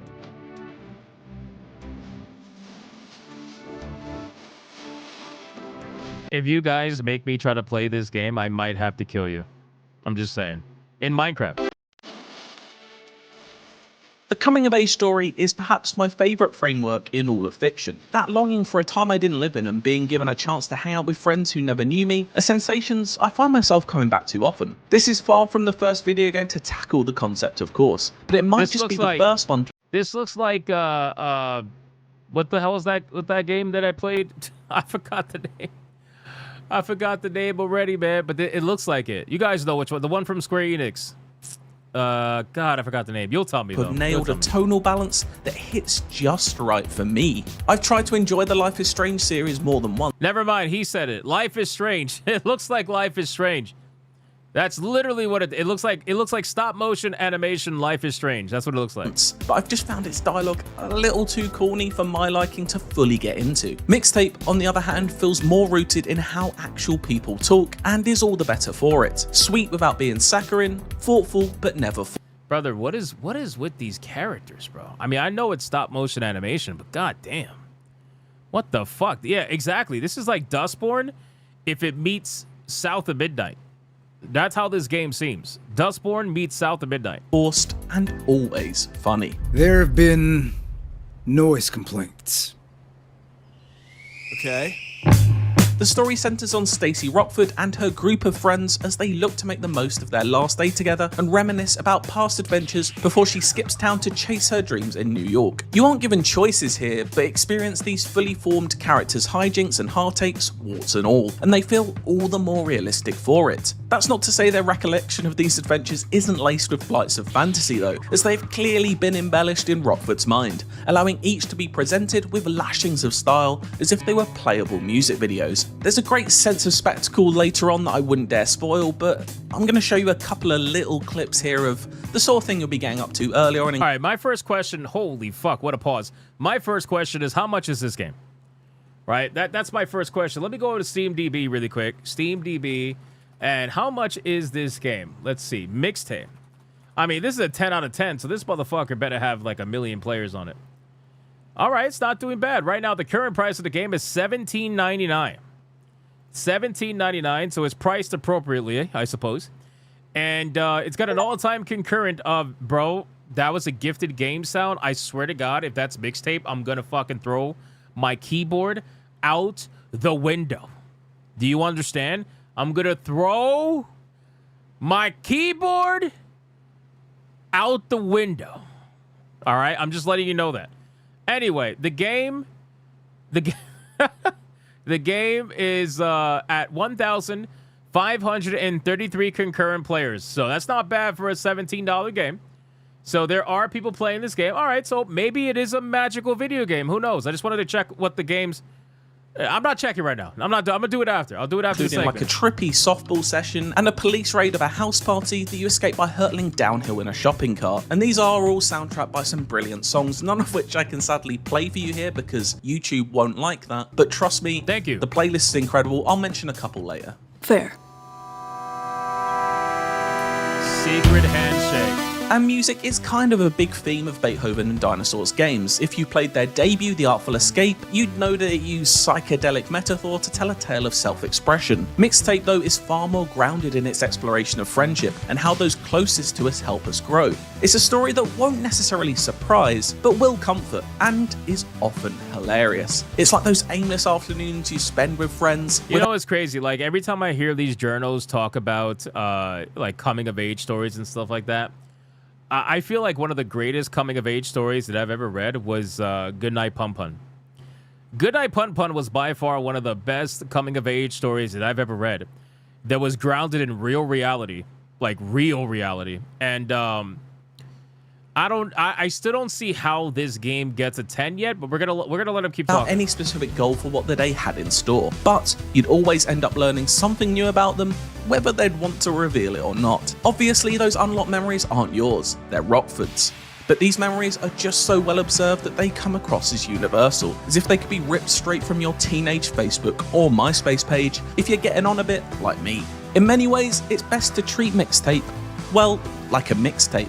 with no knowledge of where it will go Bro, this next is south beyond of a midnight. trust placed in the creator. There's no interest in fail states or high score chasing here, instead prioritizing existing in and enjoying the moment. Its simple mechanics match its simpler times, with each twist. And this game is better than Dispatch? Like what score did, like, Dispatch was loved by so many people, and it was also like one of those movie style story games. This game's better than that? Like, I can't believe that. I'm not saying this game is bad, but I'm saying, like, I can't believe that this game is better than Dispatch. Like, if we're talking, like, how is this a 10 out of 10?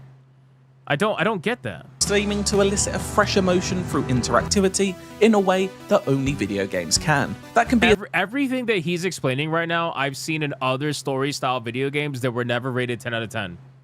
You know what I mean? They may not be coming of age stories, but like Heavy Rain, in my opinion, that shit's damn near a 10 out of 10. In my opinion. I don't know if you guys ever played Heavy Rain, but it's damn near a fucking 10 out of 10. I don't like giving perfect scores to anything, but that game damn near deserves a fucking like 9.8 out of 10. They gave Dispatch a 9. They gave Dispatch a 9, but they gave this game a 10? How is this game better than Dispatch? You know? Kind of like Detroit Become Human, too. Detroit Become Human? Bro, amazing video game. Amazing. It was one of the, like, both Detroit Become Human and Heavy Rain had some of the best storytelling I've ever seen in video games. By a fucking long shot. It's not even close. You know? And again, those weren't like 10 out of 10 games. As simple as hitting a series of buttons to headbanging rhythm to Silverchair's Freak. Shit, it's the cops. Reach up, it's Joe.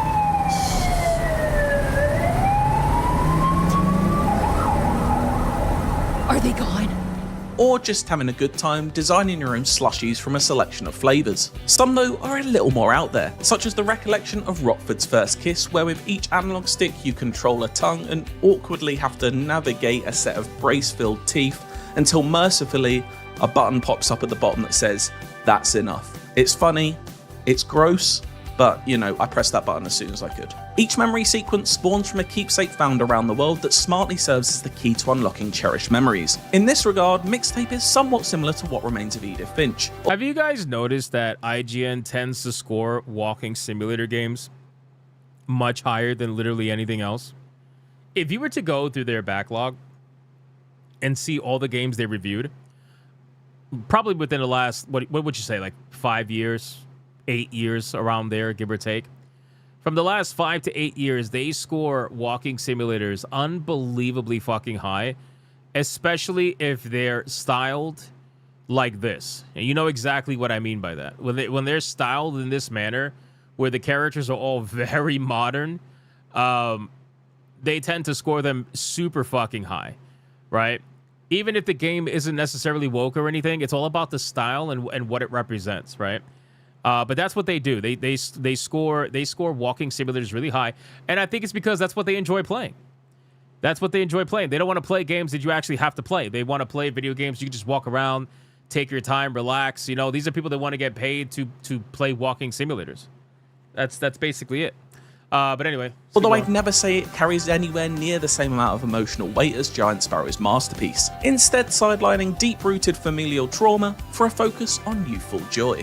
Any replay value is found in wanting to revisit these short pockets of fun. They won't change, nor will the relationships or conversations within them, but familiarity is at the core of nostalgia, and I can see myself treating Mixtape like one of those comfort films you pop on every couple of years. See what I'm saying? You know what's going to happen, so the surprise factor is gone, but spending time with these characters whose lives are only a few hours long is still valuable. That's probably why I've already played through its roughly 3-hour campaign 3 times already.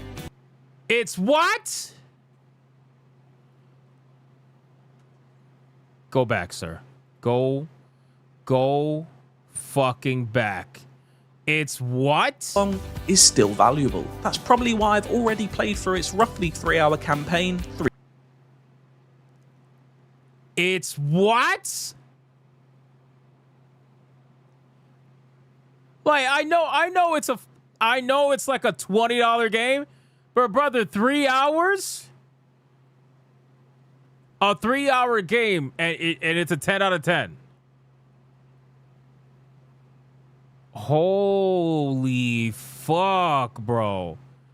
This must be the best 3 hours in existence. That's fucking insanity. 3 hours, bro. No, it's not 1 to 2 short streams. I'm not doing it, Pharaoh. I'm not doing it. Split Tag says it's also in Game Pass where most people play it. I mean, it's, hey, but not, like, it's selling. It's selling okay. Like, it's not, I don't think it's selling bad for a $17 game that nobody fucking knows about. It's got 87% review score, 353 reviews on Steam right now. Like, it's not terrible for what it is. But it depends on how much money they put into this, because stop motion animation is not cheap. It is not cheap. So to do stop motion animation, and the publisher is Annapurna. It's Annapurna Interactive. Developers Beethoven and Dinosaur. I don't know who the fuck they are. Beethoven and Dinosaur made one video game before this, and it's called The Artful Escape. Apparently. And that game came out 2021. The Artful Escape. So they only made one video game prior, and that game, the highest they ever hit concurrently was 72 players. 72 players, and it was also published by Annapurna Interactive. So this game is infinitely more successful than their last game was. Just so you guys are aware. 72 concurrent players for their first game, and then now they have 1,533 concurrent players on this game. They probably sold more copies of this game now than they did the entire time of their last game. Probably. So, pretty interesting how that works out. Anyway, let's continue. 3 times already. What are we doing? Hanging out, getting buzzed. I've got to get out of this place. Best friends Slater and Cassandra are excellent foils to Rockford too. I'm With not an playing instant it, sense, Rumble. these three have been a close-knit group instantly delivered via quick hit, sarcasm-fueled jabs, and the sort of goofy noises spilling out of their mouths that only occur when you feel completely comfortable around someone. The writing and performances really do come across as just almost effortlessly natural, which is such a difficult thing to accomplish. Cassandra in particular has some standout scenes and ended up being Jason Long says just Life is Strange all over again. Bro, the first Life is Strange is a very good game. It's a very good game. Very good story. Shockingly good game. The gameplay's fucking boring, though. If the story wasn't so good, you'd fall asleep. You would fall asleep. Everything else after that, I don't know, because I didn't play the other ones. I didn't play the other ones because they look terrible. But the first Life is Strange isn't bad. It's actually a pretty good fucking game. I think it's insulting to that game to call this game that game. But again, this is a 3-hour game, so that's immediately insulting as it is. Favorite of the bunch, even if some aspects of her character change a little too abruptly to be 100% believable at certain parts in the story.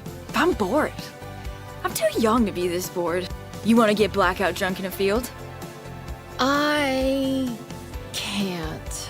But the star of the show arguably is the music.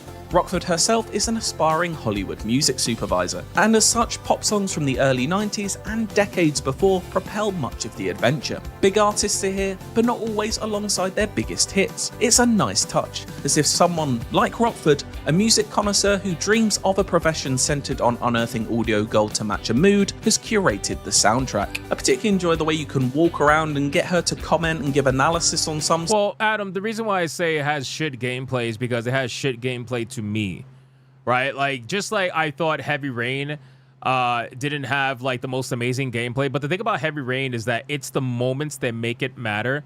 It's the chaos in the moment. It's like the quick decisions you have to make, and the gameplay actually is better because there's interactive elements to those games where you have to constantly press these buttons to make things happen. Whereas with Life is Strange, you're kind of just walking around waiting for the next person to talk to or waiting to see what happens next. Whereas with Heavy Rain or Detroit Become Human, you're more involved with every little decision that happens, right? So I think it's different. Like those games, that's why I can stand those games a lot better than Life is Strange. But Life is Strange story really took me all the way to the end. I thought it was a very, very, very good story, 100%. And to be honest, those kind of games, you're not playing for crazy gameplay anyway. That's why they're story games. They're like narrative-driven adventures. That's what they are. It's kind of like, you know, I don't even know how to, like, what else to compare it to, but It definitely is like, in all seriousness, Life is Strange, the first one, is a good game. It's a good game. Songs like some sort of Patrick Bateman with far less violent intentions. Portishead's debut album, Dummy. A must-have. Cinematic, ambitious, ahead of its time. Just like me. The opening skate to Devo's That's Good is the perfect high-energy pace setter, whereas the scuzzy Love by the Smashing Pumpkins provides a fantastic backdrop for some explosive angst. I'm not sure I felt a game connects so intrinsically to its music in such a charming way since Simogo's Sayonara Wild Hearts, and I couldn't get I'm it. going to address those red boys after this segment. This battle's going crazy right now. Holy crap. It's going insane right now, boys. It consistently hits a delightful cross-section of games, music, and movies. From Dazed and Confused to Ladybird, it reminds me of some of my favourite coming-of-age stories, without ever feeling like pastiches of them. Mixtape does this elegantly and with a genuine love for the genre its creators clearly hold close, as Beethoven and Dinosaur itself comes of age with its sophomore effort. But it isn't just tonally looking towards cinema. It plays with the form, in turn becoming a mixed media wonderland of a video game. There's the glorious, painstakingly handcrafted Spider-Verse-esque animation that enraptures at a glance, along with the use of grainy live-action stock footage, music video-like editing rhythms, and fun fourth-wall breaks. It's not afraid to experiment and nerd out when it comes to stamping different styles on different scenes, and is all the better for it. Alright, this guy clearly loves this fucking game. I want to know why. Oh, here we go. This should be good. This should be good. Masterpiece. Hold on. Every turn. Each song choice is perfectly matched to the novel vignette it backs, delivering a new fleeting joy with every chapter as surprising gameplay twists are woven throughout its funny yet touching campaign. A musical delight from start to finish, Mixtape sets a new standard for coming-of-age stories and video games, and does so with a masterful sense of style. Brother, a 10 out of 10. A 10 out of 10, bro. On a 3-hour video game, bro. Like, I need help. I need help understanding. I really do. I need help understanding how. Again, this could be a fantastic story. This could be like super fun gameplay. This could be all that stuff. But brother, it's a 3-hour campaign. 3 hours. You mean to tell me this game has 0 mistakes? 0 problems? No issues whatsoever? Not a single problem in this game whatsoever? See, when I think something as a 10 out of 10, I'm thinking perfect game, which is why I can't really score anything 10 out of 10 because I don't think there's anything super perfect recently. Like there's some 9 out of 10s for sure. But like 10 out of 10, that's perfection. It literally says masterpiece. So this is a fucking masterpiece? You're going to put this up with other games that are 10 out of 10 masterpieces? Reviews director Tom Marks here with Simon Carty, our reviewer for Mixtape, to talk a little bit more about that very big number that just showed up at the end of the video. If you've probably seen Simon around, he reviewed Death Stranding 2 for us, Astrobot, Overwatch, 1 and 2, Horizon Forbidden West, a bunch of stuff. Carty, this is your 4th 10, I believe, over your long tenure at IGN. Yes. But as you said before we started, you use the whole scale because you have just as many 3s. Oh, I have 2s and 3s and 4s. Like, yeah, only like a couple of years ago, I gave like Modern Warfare 3, I think, a 4, and FIFA on Switch a 2 back in the day. Yeah, like, so this is the whole scale, you know? This isn't just you being top heavy. Your other 10s were the jokes write themselves, brother.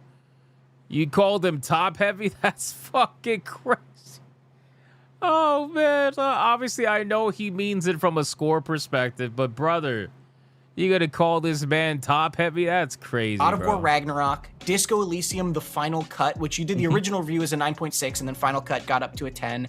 Okay, so he gave Disco Elysium a 10 out of 10, which is a very good game, by the way. I don't know if I would call it a 10 out of 10, but and then you did an whatever. Updated review of Overwatch in 2020 that you gave a 10, and I think that was at like that game has had ups and downs, and that was really at the peak of what Overwatch was. It was near a peak, yeah. So at 2016, it wasn't a 10 out of 10, and then 4 years later, he's like, you know what? We're gonna change this to a 10 out of 10, giving Overwatch a 10 out of 10 during its prime. Yeah. So, but notice how they update their reviews to increase the score, but they will never update their reviews to lower the score. right? So they'll never update a game that's gotten progressively worse. And they're like, yeah, you know what? We're going to update it from a 9 to a 6 or a 7. Like, they'll never do that. But, you know, for the right under the table kind of benefit, they'll be like, all right, we'll change it from a 8 to a 10, you know? This is notable because this is the first 10 of 2026, and I just want to dig into this. We had this conversation with Logan Plant when he did Donkey Kong and gave that a 10 last year, and also Liana Hafer when she gave Hades 2 a 10 last year. Those were only 2 game review 10s in 2025. What makes a 10 for you? What do you see as the pattern here? Hades 2, 10 out of 10. I wonder why they gave Hades 2 a 10 out of 10. Keep in mind, I really liked Hades 1. I wouldn't give it a 10. I'd probably give it an 8. But Hades 2, where they make a lot of the characters into certain modern styles, suddenly it's a 10 out of 10. Yeah, I'm not surprised. What kind of pushes it from a really amazing thing to what you would consider a masterpiece, something that you think is gonna... I just want to hear this part and I'm done. The peak of what it's doing. What's the reason? It has to sing to my heart in order to get to that 10 mark, right? There's a lot of games that... I'm done. I'm done. I'm done. Resuming the TTS. I'm done. Resume the TTS, goddammit. Why is it not working? Okay, Speedy Cakes needs to be stopped. Yes, he does. Didn't even give Uncharted 3 a 10/10ths. They might have. Benjamin, thank you for the 2. Kratos, thank you I for the give 5. it 10 out of 10 hair sniffings. Stop the fucking sniffing! I remember my first coming of age. No, that has way too many connotations. What is the bet that on now it. they got a 10/10ths from Ig and the studio will shut down? Almost seems like a pattern. No, I think that studio is heavily subsidized. I haven't looked into them, but looking at their previous game... Done. Where's Sean? Done. Oh, hey. Oh, my God. Egg and 10 is everyone's 6. Benjamin, thank you for the 5. Bomber Kang, close. Close. Hashtag Vivi. Neckbeard is filling his depends over this, but Pragmata is bad. Yeah. And yeah. you know Hypno, it's a Ironic, nostalgia, isn't it? it's always around the 80s and 90s and early 2000s walking similar game. They know who their audience is millennials. You actually have a point with that. That kind of game is what they tend to go for. Hashtag Vivi. These journos love these avant-garde type games because they see themselves in it. More reason not to respect journos. True. Oh, brother, this guy stinks! Hashtag Rage You. I came to make it less sad, but I don't have the infinite money glitch King Demon Wing has. Yeah. Hashtag Rage You. King Demon Wing's getting called out in super chats. It's so funny, bro. That's so funny, man. Listen, Kira Nightshade and Great Ape, both absolute legends, man. Kira Nightshade dropped a $200 fucking giga 10 banger. because they didn't fail every 15 seconds. That's true. Kira Nightshade, thank you so much. I appreciate that, man. I'm going to give you some clips. Listen, you can still win. You never know. I mean, King Demon Wing, he's a scary guy. He's a scary guy. That man went up against Dr. Spike. He was like, I'm not scared. I'm not scared. So funny. And then Great Ape with a $100 Red Boy Hyper Banger for Raiju.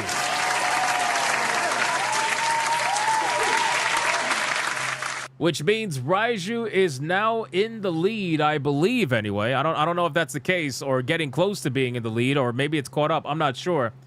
But regardless, Kira Nightshade and Great Ape are trying to make this happen one way or another. I appreciate that, man. Kicking down, thank you for the 2, brother. Let's go over to Rumble really quick. Rumble, what do we got, man? Hashtag Vivi. What? Say a number, Hypno.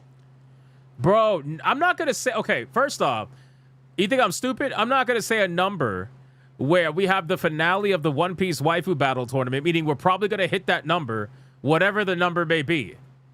I'm not stupid. I'm not going to do that. You crazy? I see your plan, man. I see your plan.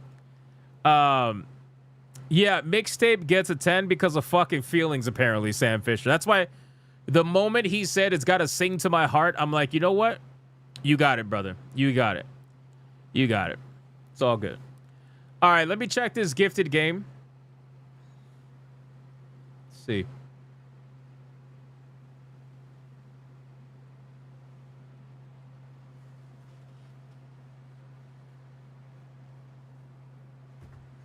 I'm walking away.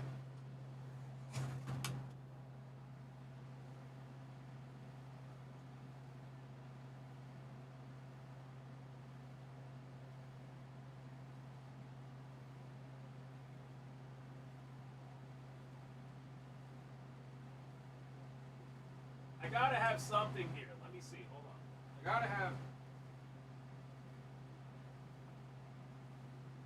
I gotta have something here. Let me see. What can I hurt someone with? Let me see. I have this. I have a drill. I have a drill in Minecraft. I could use that on Limitless Andre. Hashtag Vivi. Probably. Say a number, Hypno. No!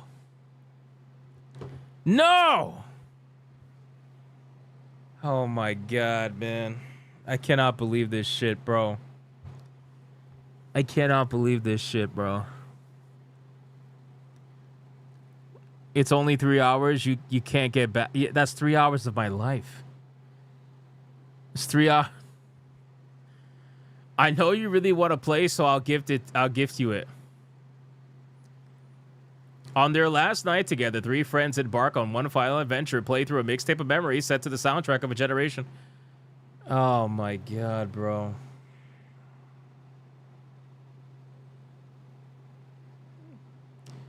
Why do you have a drill near you for you to grab? It's because I have tools in here. Because, you know, I actually do my own work. I don't hire people to do work for me. You know, I summon my inner spick. You get what I'm saying? So I do my own work, you know? You do? Yeah, I do. I do my own work. I know, it's crazy, right? Limitless Andre, I'm going to remember this. I'm going to remember this. I am going to remember this. I will not forget it. I will not forget it, sir. I would not forget it. Oh, man. Can you hire me to do my roof? Sure. Sure. Oh, man. I cannot, bro. I cannot believe this. Thank you for the supers. Appreciate that. Hypno, remember this and nothing happens? Oh, I'm going to get Limitless Andre back somehow, some way. Don't worry. Don't worry. I will. Old Man Cat, thank you for the 5. Everyone has a price. Say a number, Hypno. No, I'm not saying a number. I'm not saying a number. Hey, does this game have cards? If it doesn't have cards, I'm refunding it. So that way I can level up my Steam account. Oh, man.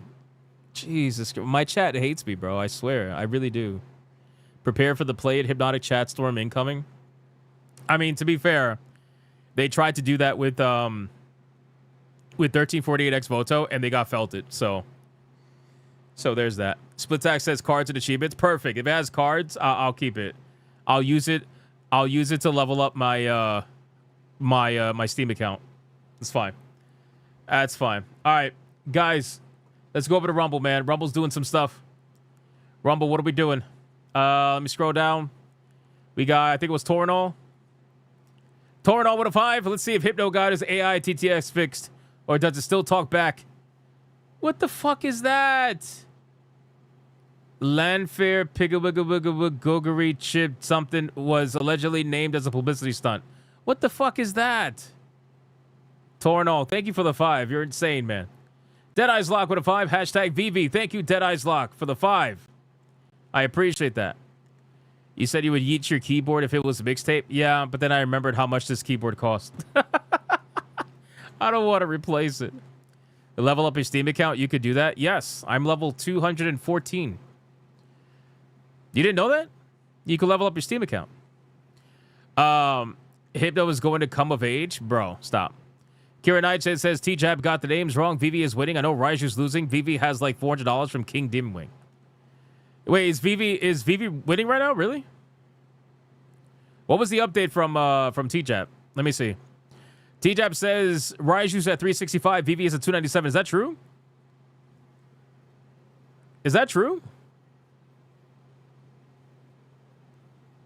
Splitai says Hypnotic got wasted 10 hours playing the cube. Save us for achievements, but you won't play 10 out of 10 experience for 3 hours. Yeah, no, I won't. How does refund a gifted game work? If I remove it from my Steam account, it should refund the money from the person who gifted it. You know? All right, guys, let's get into the next topic, man. This is crazy. You guys are insane. Seriously. You guys are insane. Let me X out of this video. That video was really bad, but to be honest, I kind of expected it, so can't really sit here being super shocked by that. Okay, so there's a situation going on with... Actually, you know what? Before I do that, let me bring up Slay the Spire Steam forums, because I'm sure it's totally normal over there. I'm sure it's totally normal over there, you know? Here we go. So, guys, we got a bit of a situation going on with Slay the Spire 2. Slay the Spire 2 is getting review bombed again. I feel like this is the third or fourth time that I've said something like that recently. And it looks like it's happening again. Now, the reason why Slay the Spire 2 is happening again with more review bombing is because of apparently it's tied to Anita Sarkeesian. I don't really know if people have it in their mind that Anita Sarkeesian had left the gaming industry. I don't know why they would think that. But I considering the reactions that people are having, it's as if they thought that she was not around anymore. But just research her consultancy group and you'll realize she never left. She's been here for a while. So, but in any case, this is a really interesting situation. And I have my gripes with both sides of this coin that I'm going to kind of explain and talk about. But ultimately, people are in their emotions, and I don't think there's any way you're really going to reach anybody on any normal level. I don't think it's possible. But in any case, Slay the Spire 2 is facing backlash after players discovered Anita Sarkeesian listed as a consultant in the credits. Gamers are leaving negative Steam reviews, saying they regret buying the game and would not have purchased it if they knew. Some are requesting refunds while it's still in early access. Okay, so here's where I agree with people, all right? I agree with people in the sense of Anita Sarkeesian, like, what the fuck could she possibly do on this game? Like, what could she possibly consult on, all right? Anita Sarkeesian has been proven to not know a fucking thing about video games, all right? She openly admitted and switched up her tone where she said she didn't care about video games, and all of a sudden she cared about video games when she was trying to grow in the gaming sphere, right? So she doesn't know a fucking thing about video games. She only knows how to utilize the activism that is inherently built inside of the modern day gaming industry right now to continue her consultancy group and try to make money off it. Whatever. Like it's basically like she is ultimately what you would call, by definition of the word, an actual grifter, like a real grifter in the gaming space. But she never went anywhere. Like I don't understand why people think that she left or like she wasn't. Whatever. The point is, she has a long history with this company. Okay. Now, if we go over to SteamDB really quick, and we go over Slay the Spire 2, right? Slay the Spire 2, developer Megacrit, publisher Megacrit. Okay. Slay the Spire 2 was a video game that was being heavily praised by everybody, including myself, by the way. And I'm going to stick to that. The reason why is because when I praise a video game or shit on a video game, I'm not talking about who made it. I'm talking about the game itself. Now, I fully understand that people want to now change their tune about whether they want to support the game or not. Perfectly fine with that. This is why, like, I feel like two things can be true in this scenario. But unfortunately, both sides want you to just like completely fucking just go all in. You got to pretend like the game is trash now. I don't think that's fair. I think that's absolutely insane. I think the people who were literally praising this game because it was a really good game are now all saying the game is bad because Anita's involved. Well, not all of them. Some of them are saying that. Like the people who are just angry because she's involved but can admit it's a good game, Fine. You want to boycott the game? You want to refund the game? Whatever. Perfectly fine. But my thing is, like, we don't even know what she did with this game. We have no idea what she did with this game. If the game was as good as people were saying and she was involved, what did she do? Because normally when people like her are involved, you could see what they did from a mile away. And they'll try to gaslight you and they'll try to say, oh, well, you don't know what we did. You don't know what we do. And meanwhile, it's so obvious what you do because, well, it's only when you guys are involved where we see certain things happen, right? But in terms of like trying to say Slay the Spire 2 is suddenly a bad game because she's involved, I think that's fucking cope. I think that's absolutely cope. I don't like the fact that she is involved. And this is why I also agree with the people now suddenly wanting to boycott it. And the thing about the review bombing, and this is what we're really going to get into it. The thing about the review bombing is that Limitless Andre says the biggest problem is they updated her name into the credits after the fact. So was her name not in the credits beforehand? Like, is that what's going on here? Was her name not in the credits beforehand? Because the problem is that they're not gonna tell you about this stuff, right? Like, we already know that. They're not gonna tell you about consultancies, who worked on what. They're not gonna tell you that ahead of time because they already know that word consultancy comes with an extremely bad connotation for a reason, right? It comes for a reason. So if that's the case, then that's naturally going to lead to a problem, right? Because when people realize, oh, well, these consultancies that we don't like are now involved with this game, but you didn't tell us until we saw the credits roll, and by then it's too late. It's too late to refund the game. Well, then people are going to be fucking pissed, right? Because now you're trying to bait and switch people. That's really what's going on. It's the bait and switch that a lot of people have a problem with. Sebi, thank you for the raid. So anyway, but I just want to reiterate that for the people out there that are having a problem with Anita being involved, you're more than welcome to have that problem. And you're also more than welcome to boycott the game. That's perfectly fine.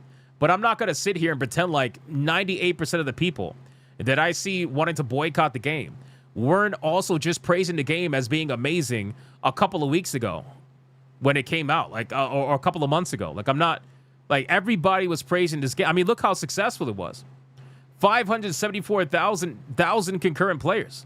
That's a massive amount of players, right? Now, again, I'm not too sure. I can't verify whether her name was in the credits or not beforehand.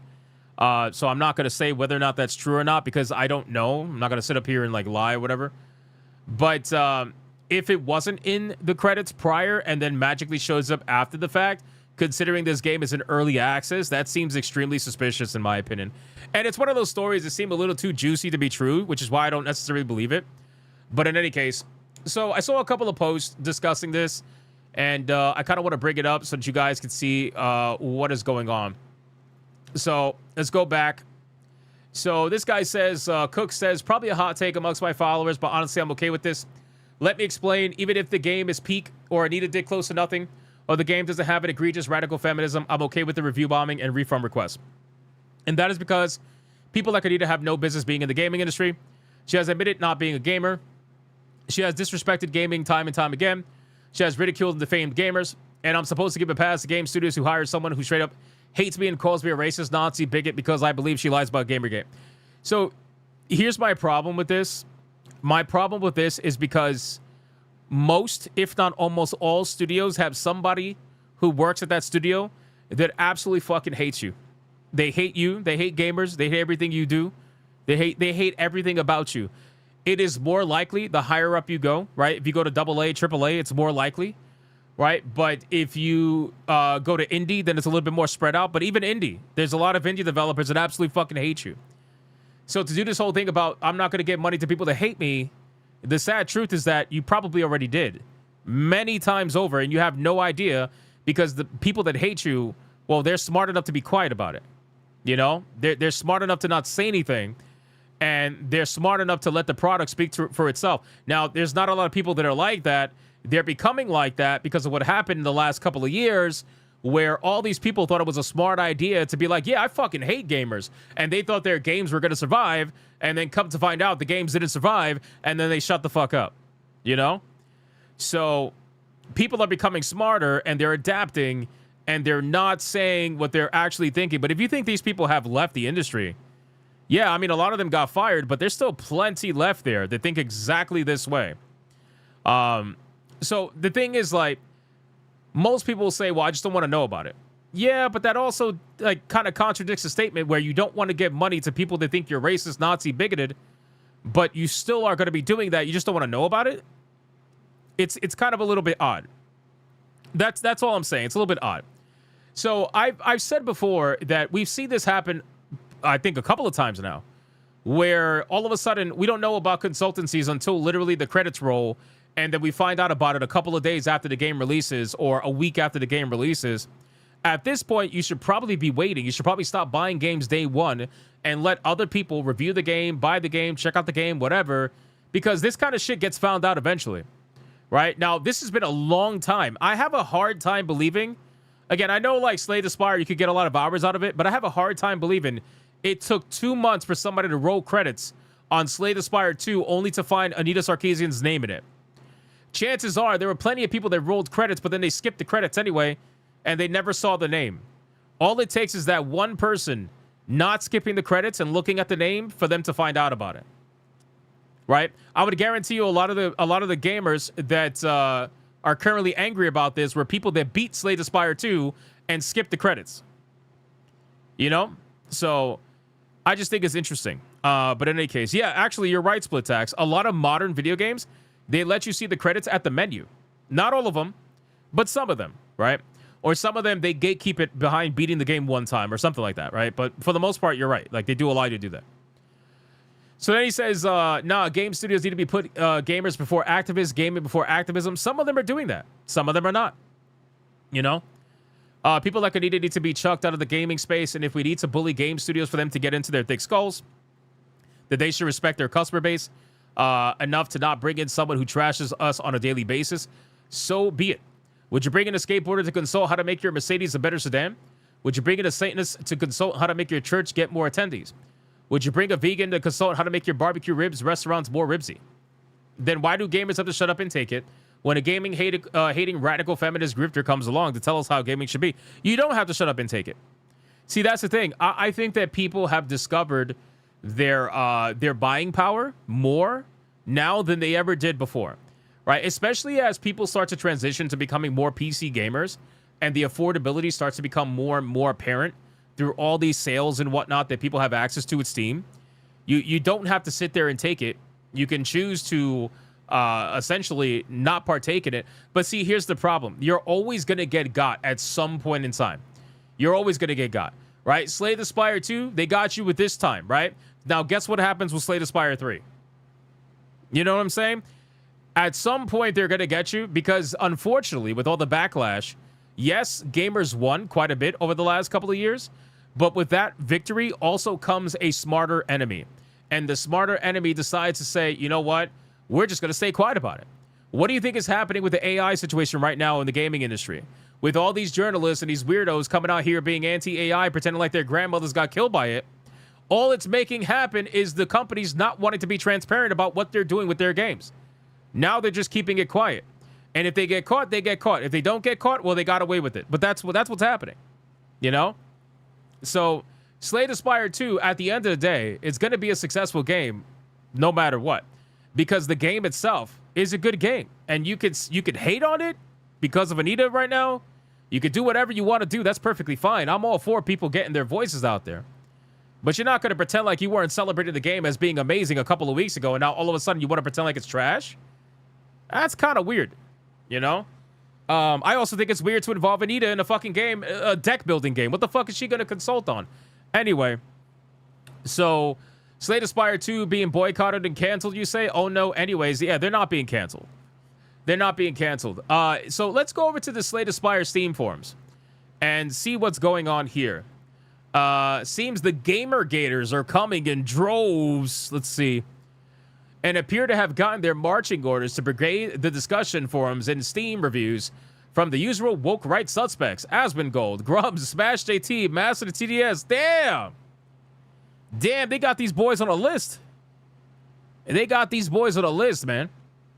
You would think we as gamers, oh my God, would be able to move on from Gamergate since both its first and second iterations have brought untold damage to the gaming discourse. but it seems it's not meant to be. I don't think the first one brought damage to the gaming discourse or the second one. I think it actually helped the gaming discourse. The problem is that people view discourse about all aspects of the gaming industry to be negative, where if you discuss things that they don't want to discuss, suddenly you're being toxic and you're being negative. But the truth is just that there are people out there that will discuss things that you may not want to discuss.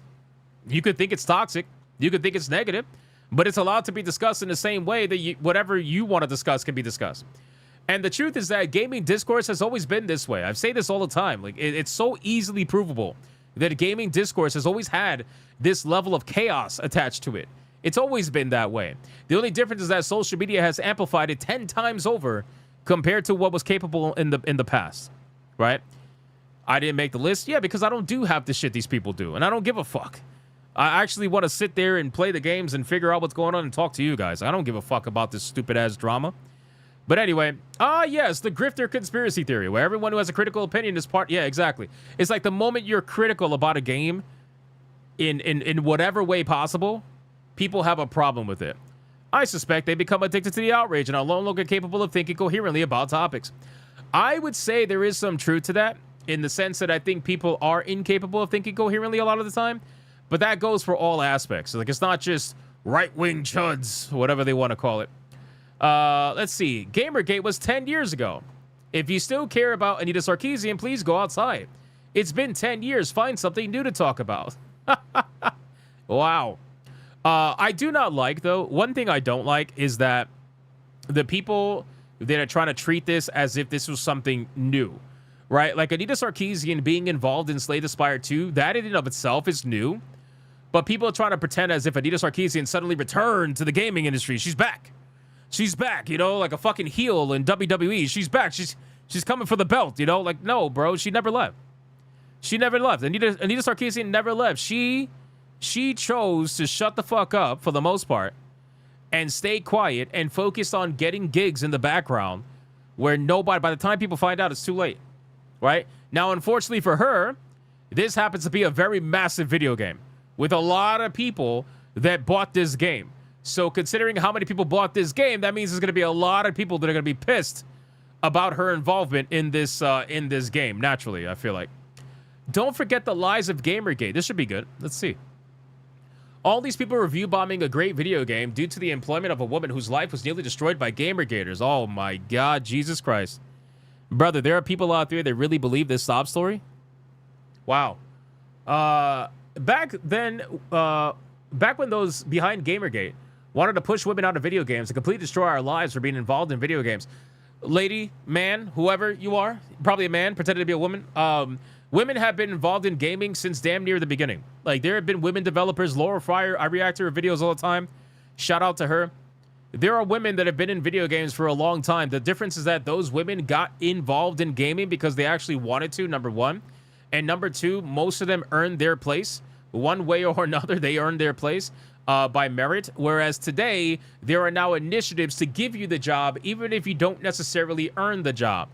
It's companies that are hiring you because they got to fill a quota, and then you get mad when people call you a quota hire, but the companies are literally hiring a lot of women and people of color. I'm a person of color, as you want to call it, but they hire people of color and women specifically to target them because they got to fill some sort of metrics so that they can look good to whatever they're trying to get from their investors. So that's the difference now.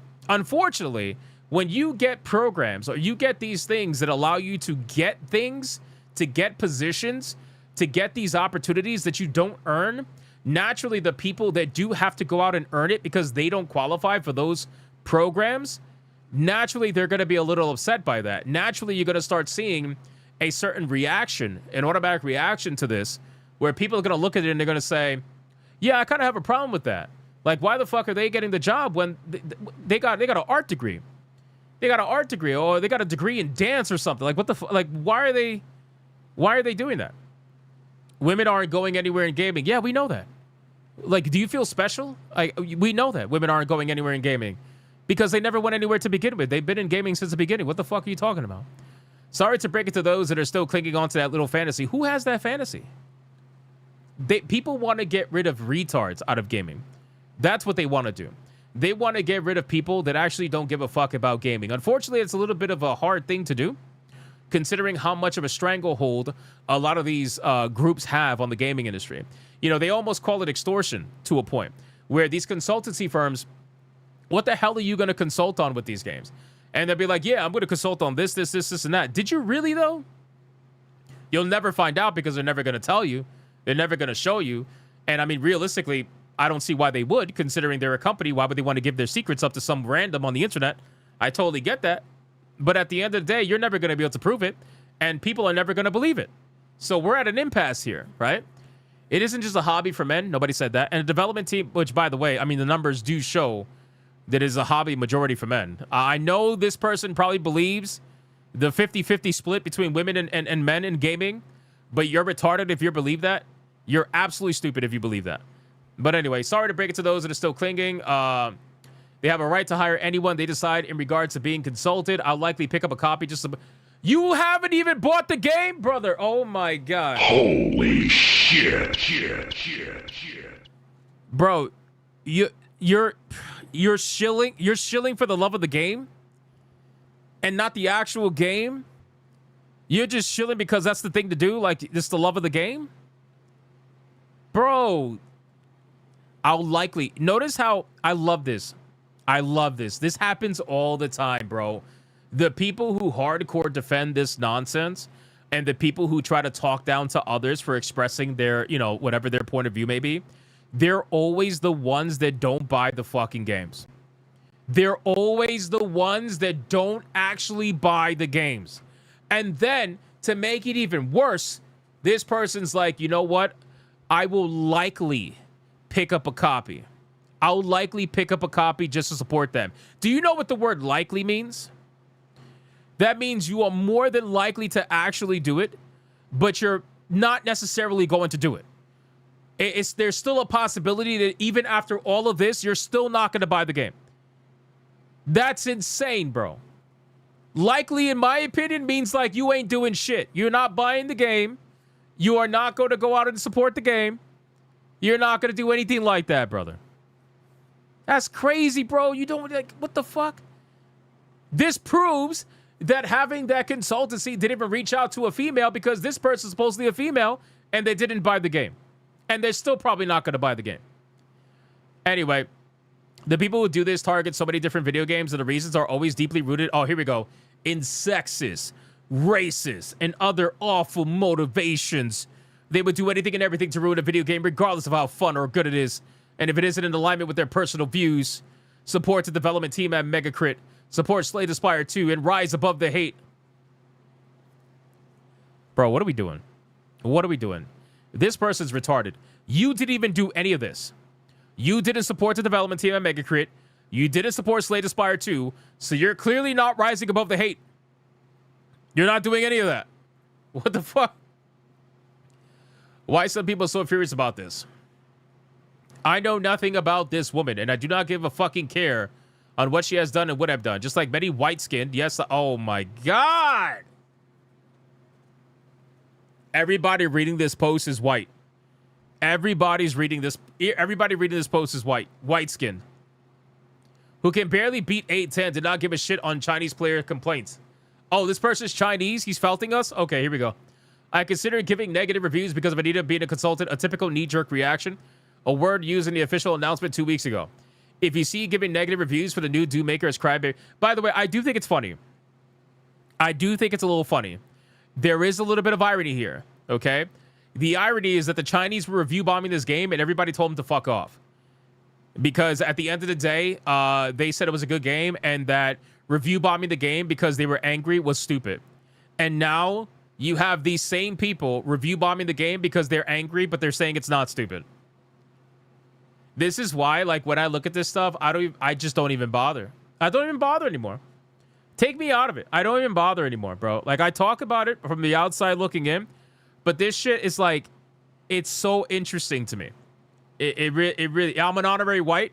Yes, I'm an honorary white now. I became white from reading that post. If the wokies were winning, they wouldn't need to hide Anita Sarkeesian's involvement in the game until way after the initial hype. That's true.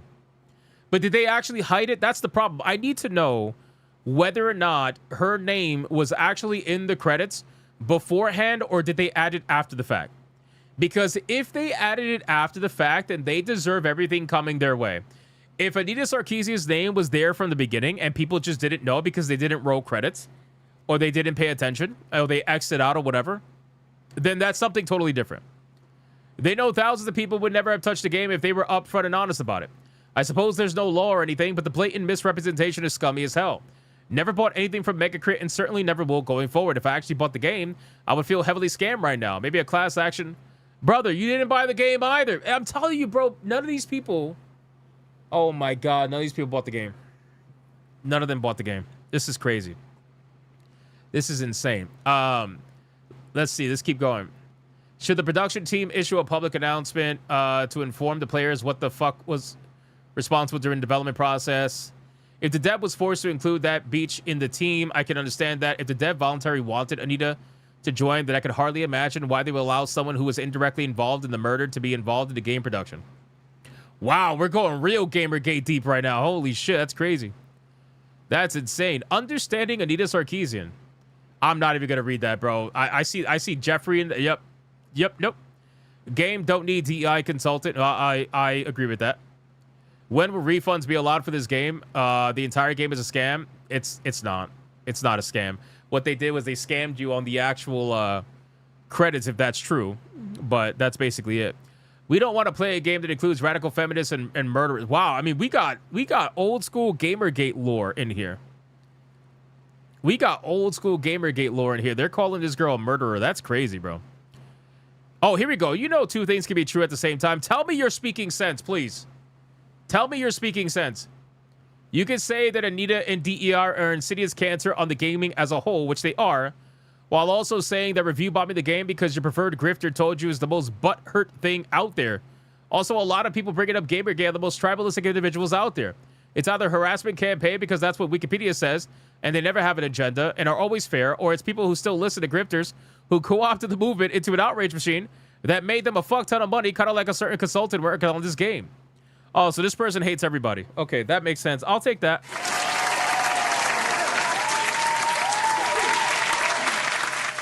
It's amazing how they're like, oh, people co-opted Gamergate. Brother, the reason why Gamergate is the way that it is because it was one of the most organic reactions that ever happened to some stuff, okay? Like, the organic reaction from Gamergate, the original, and the Sweet Baby Inc. stuff, it was so organic. People think it was this big fucking, like, what do you call it? What's the word I'm looking for? This big, like, conspiracy where, like, everybody got together and planned all this. They're like, hey, we're going to get together. We're going to plan this. We're going to attack this person. We're going to attack that person. We're going to keep going, like, that never happened. What Gamergate is the most organic reaction.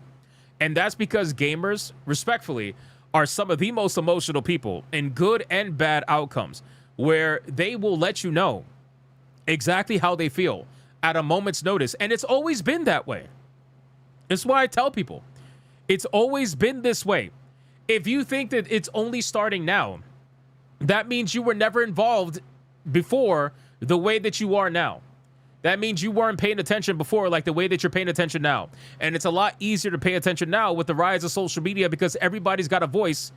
Even some people that don't probably deserve one, but at the end of the day, everybody's got a voice, and you hear all this shit. The people that did plan things are the ones that project and tell you that you're planning things, right? So the journalists, the ones that get together in their Discords and they plan things out and they work on stories like they did with the hard R cancellation of Stellar Blade. Remember that? How that story was spread around in a Discord that was fueled by a bunch of journalists that all picked up on that story and all planned to report on it at the same time. They dropped their articles within 1 hour of each other. Multiple fucking journalists did that to cancel Stellar Blade and to talk about the censorship and the hard R and all that stuff. They're the ones that actually did that. They got together. They planned it. They did it. They do it now to this day. We all know about it. So you guys project and you're like, oh, those YouTubers, they're getting together to do bad stuff. No, they're not. YouTubers are just picking up information from other YouTubers and figuring out whether they want to run the story or not. Again, it is the most organic reaction you could possibly get by far. And it's because gamers love to react to things. That's just how it goes. Yeah, Black Myth Wukong is a great example of that too. Exactly, Benjamin. Black Myth Wukong.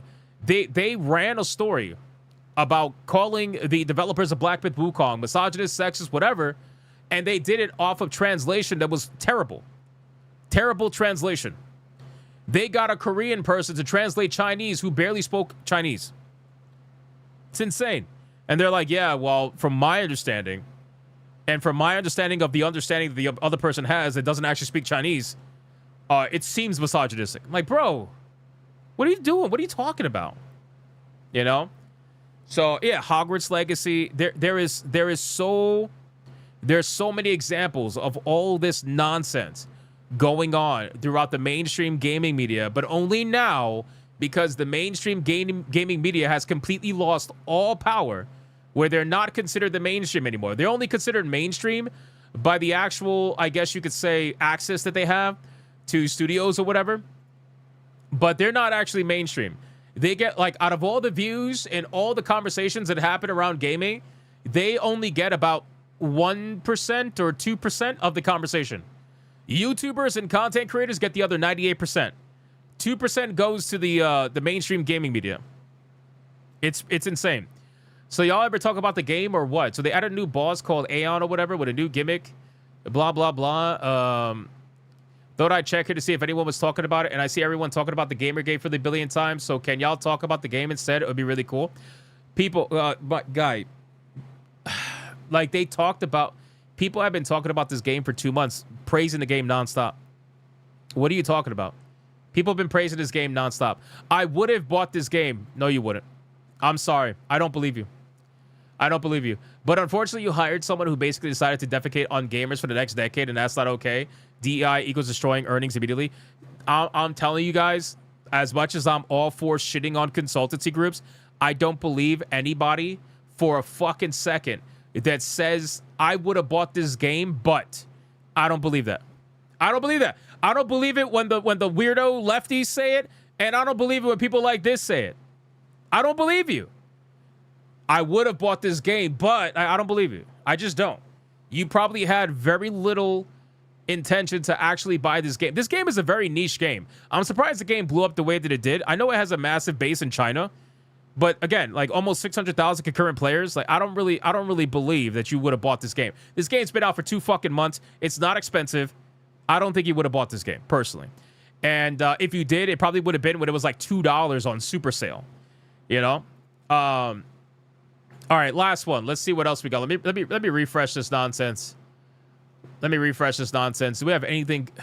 Right-wing whiners or so? Why does it have to be political?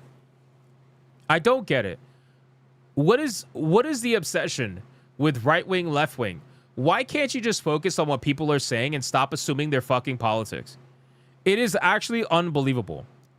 And the reason why they can't do it is because Anita Sarkeesian makes politics her entire identity. So if somebody attacks her or criticizes her, mainly criticizes her, then they're going to view it as only right-wing people criticizing her. When the truth is that there's all kinds of people that are criticizing her from all walks of life. So to do this whole, like, you put yourself in a bubble because all it takes is that one person who's not a right-winger, who looks like a hardcore lefty, to say Anita Sarkeesian is retarded, and you're going to look stupid. You're going to look stupid because you're making everything about right-winger, left-winger, whatever. You're making it about that. It's not even about that. About Anita, Gamergate, and the real reason behind their hatred. Oh my God, bro. This is insane. Never forget the lies of the wokies. I already read that one. Bravo, Mega Crit. You sure shot yourselves in the foot hiring infamous scammer. Oh yeah, they shot themselves in the foot.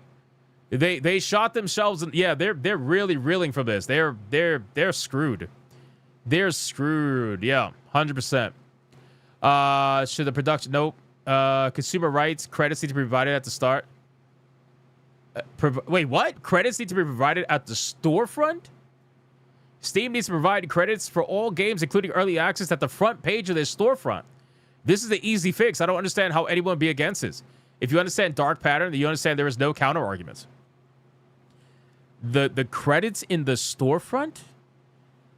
So what do you want them to upload? Like what, a video of the credits?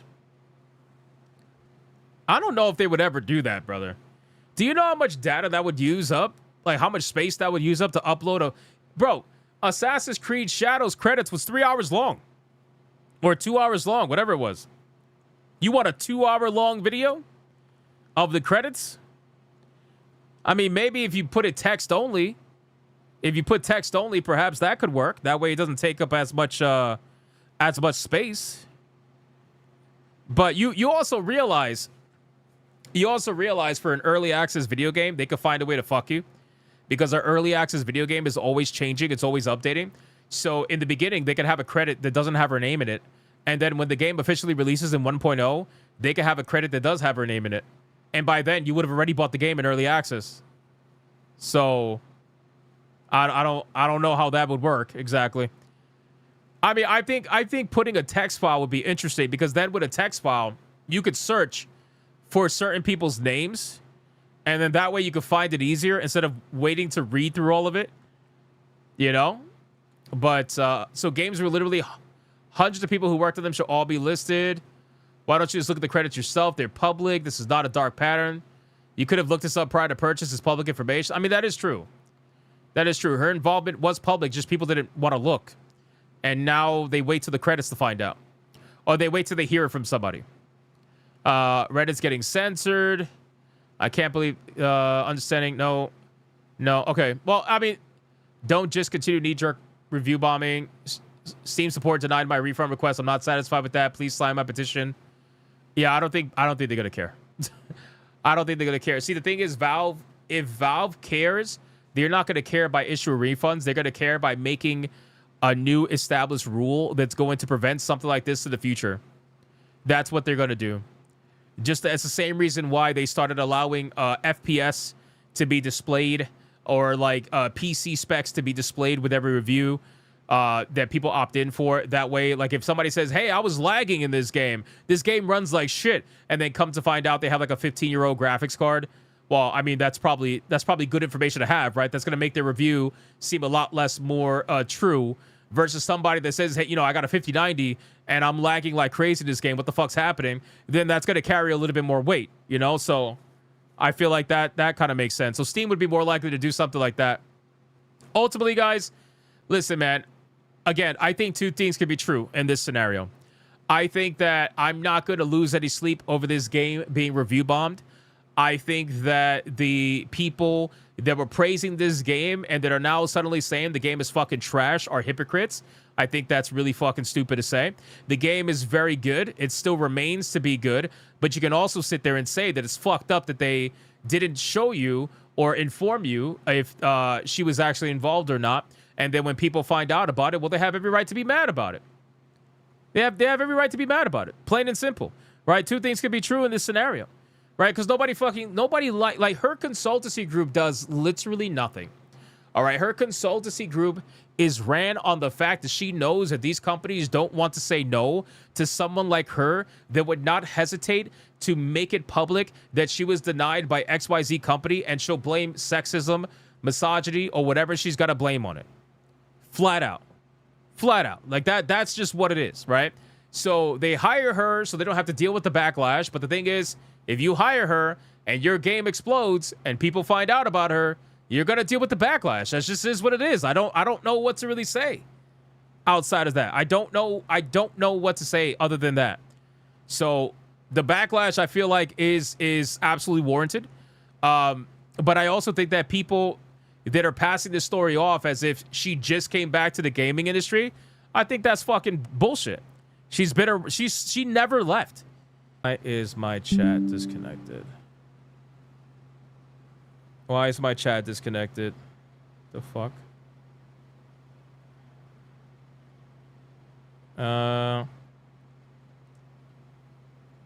It's weird. Why did my chat get disconnected from YouTube?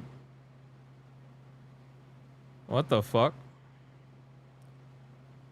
I'm back. Oh, I see the chat. I see the chat. What the hell? That's so weird. My entire video just borked. That's weird. That's weird. Anita's attacking you. I was throwing too much heresy. Yeah. What the hell happened? I have no idea. You thought the stream got taken down? Yeah, I checked my email. I wasn't saying anything that would get the stream taken down anyway, but I was still, I always check. All right, well, listen, anyway, like I was trying to say, man, multiple things are true here, and everybody's being tribalistic. That's all I'm saying. Everybody's being tribalistic. They're like, you got to be on my side because we're supposed to hate Anita. Yeah, you can hate Anita, and you can absolutely review bomb the game, and you can absolutely make your voice known for the game, that you feel slighted. You absolutely can do all that stuff. But you're also not going to pretend like you weren't praising the game a couple of weeks ago and saying it was the greatest game ever, or like one of the greatest games. And it's amazing, and it's so good, it's so fun, it's so this, it's so that. And now all of a sudden you find out she's involved. You're like, oh, it's trash, I hate it, it's garbage. Like, no. No, it's bullshit. Don't be a fucking hypocrite. The game's good. The game's good. She's just worse. That's the only thing. She's just worse. All right, boys. That's it, man. That's it for the Anita Sarkeesian segment. It's so stupid. This whole fucking conversation is dumb. It's dumb. This inadvertently gives her like Voldemort powers, in my opinion. But she's still in the game. Yeah, but the thing is, again, she's still in the game, which is why I say, please just keep up. She's still in the game. I understand that. You could be angry about that. And you can absolutely review bomb the game and refund the game over that, if that's what you want to do. But you're not going to sit here and pretend like you weren't saying the game was amazing for weeks on end.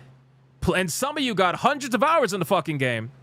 I'm not talking about people in the chat. I'm just saying in general, people out there on the interwebs, hundreds of hours in the game. And now all of a sudden you find out like Anita Sarkeesian is in the game and now, oh, the game is bad. No, the game's not bad. Her being involved is bad, but the game is not bad. You get what I'm saying? People are not going to get what I'm saying because they just want to pick sides. It's just like, in this scenario, this is why like I find this to be so stupid. Here's where it actually does change things. All right, it changes things in the next round. You comprende? It changes things in the next round, right? So this is a situation where you are now going to see what is going to happen with Slay the Spire 3, if there ever is a Slay the Spire 3. Because now, once you slight people like this, you might be successful in the second round, but when people find out that third round, if you ever do a third round, that's where you're going to see the difference and see if people are actually upset or if they're talking shit. How do I know this? Because look what happened with the situation with the mainline PlayStation games. With Spider-Man, look at what happened with Spider-Man 2 after Miles Morales, right? Then you got The Last of Us. Look at what happened with The Last of Us 2. Once people found out by the leaks, and even after the leaks, even if nobody found out about the leaks, once gameplay got out and the story got out, and people found out what they were doing with Joel, game over. That killed the momentum in that game hardcore, right? So it's all about momentum. And right now, Slay the Spire 2 had all the momentum in the world. Only until, yeah, exactly, Ghost of Yote, only until the second round. You could fool people once. You could fool people once. You're not going to fool people a second time. Most of the time. Most of the time, you know? So they got the victory now. They already got your money. They got everybody's money. So, you know? But again, this is why, like, me personally, the way that I've approached things for the last, like, 2 years now is when I review a game, I don't talk about politics. When I review a bit of, if you guys have read any one of my reviews, or if you've seen me review a video game live, it doesn't matter how woke the fucking game is. It doesn't matter what I personally think about the game from a political perspective. None of that matters. What I care, because you know why none of that matters is because when I'm reviewing it live, people can already see all that. They can see all that. They can make up their own fucking minds. You don't need me to be telling you about the politics of a video game that you are watching live for everybody to see. You know? So for me, when I review a video game, it's only about what is good, what is bad, and what is ugly about the game itself. It's so much easier that way. I'm not doing 1348. Stop it, Split Tax. Stop it. I'm not doing 1348. It's only about what's good, bad, and ugly about the game. That is it. I review the games based on what's in the games. That's all I care about. Just like I don't care about how my fucking sneakers are made. Just like I don't care about how my fucking food... Well, my food I care about a little bit. But you know what I'm saying. Like, I don't care about how my shirt is made. I know everybody doesn't either. We already know these consultants are in the industry. And just so you're aware, just because they're forced to hire them doesn't mean they necessarily have to put what's recommended by them in the game. Food, you should care. No, I do care about food. That's why I backed up on that one. But I'm just saying. Tiger King says my relatives make all of it. Oh my god. An Asian racism joke. That's crazy. I only care about what's in the game. Flat out. And I always tell people, listen, do your own research. Look into the game any which way you want. Inform yourself. Don't go just based off what I say. Just use me as like an extended review process. I think that's what a lot of people do. Right? Like they use streamers as an extended review process because that way they don't have to worry about a 2-hour time limit to figure out when, like, whether or not they like a game or whether they think a game is interesting. Right? Maybe they'll watch for like 4 to 5 hours. Maybe it'll take 2 or 3 streams to figure it out. But at least this way you didn't spend money and have to go through a 2-hour window in order to figure it out. PokeRay says, why hire if you're not going to use it? They do it all the time. They literally do it all the time. There's no guarantee that they actually use whatever information they recommend. Most of the time they do. Some of the times they don't. You know? Alucard says, I care about what's in my Hypnos coffee. Oh my God, stop. Stop. You know? But that's basically it. So if you're coming to me wanting to like learn about politics and game reviews, you're not going to get that. You're not going to get that. Like I want to have fun playing the game with people, whether it's a bad game, good game, whatever. My job is to make it entertaining while we dive into the game and see what the game is actually fucking about. What is it really about? Forget all the noise online because there is a lot of noise online. I've forgotten about the noise for years now. I have decided to completely exit that because the noise is just fucking retarded. It is annoying. A lot of it's a waste of time. Some of it's good. Some of it's good. It's good to learn about these companies. It's good to learn, especially about investments. It's good to learn about where these companies are sometimes getting their money from because it will show their motivations, right? It will show why they're choosing to make X instead of Y. It's good to learn that stuff. But at the end of the day, man, gamers care about one thing, and that's if the game is good. Is the game good? Is it not good? Is it good maybe on sale? Is it a full price game? You know what I'm saying? And if you don't believe me, believe Rick Astley. Look at that son of a bitch, man. He's got stamina. He's been dancing this whole stream. Look at that bastard. Look at him in the background. He's hypnotizing me. It's incredible. It's incredible, man. All right, guys. The game may be bad, but still fun for you. Well, yeah, I mean, you know, Split Tax, it's so funny because I've always told people the reason why I stopped doing movie and TV show reviews is not because it wasn't getting views. Trust me, it was. Like, I could ride that into the sunset and do nothing but that. But I chose to go with something that I'm way more passionate about. Like, with gaming, I'm way more passionate about, number one. And number two, I can at least turn a bad video game fun for people to watch. I can't do shit about a bad TV show, bro. I gotta sit through that all by myself and torture myself. It's such a difference, you know? Never gonna let you down? Oh, I know. All right, starting the TTS. Let the felting begin. Here we go. Here we go. Did it start? Did it start? Damn, how backed up are we? Pause, by the way. Pause that. Pause that. Pause that. Oh, no. It's not gonna work because I disconnected. Oh, that's gay, bro.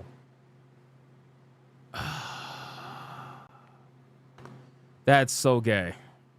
It got disconnected from YouTube. That's why. That's why. Yeah. All right. I'm going to read them. I'm going to read them.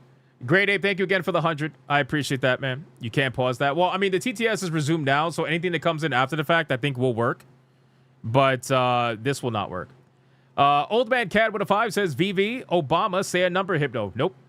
Then he did another 5, says, say a number. Nope. And then another 5 says, everyone has a price, say a number. Nope. Debo with a 2, my credit score just went up. Oh, is that the is that the white joke? Because we all became white from reading that thread? Yeah, I know. Mr. Melancholy with a 5 for VV. I can't stand these disingenuous or outright moronic white knights. The Ista worn out. These baguettes eat corn the long way. Probably. They probably do. Secret Final Boss with a 2. Anyone know if Anita was in Slay the Spire 1? I don't know. I don't know, to be honest with you. I'm not exactly 100% sure on that. Kira Nightshade with a $50 banger for hashtag Raiju. Let's fucking go.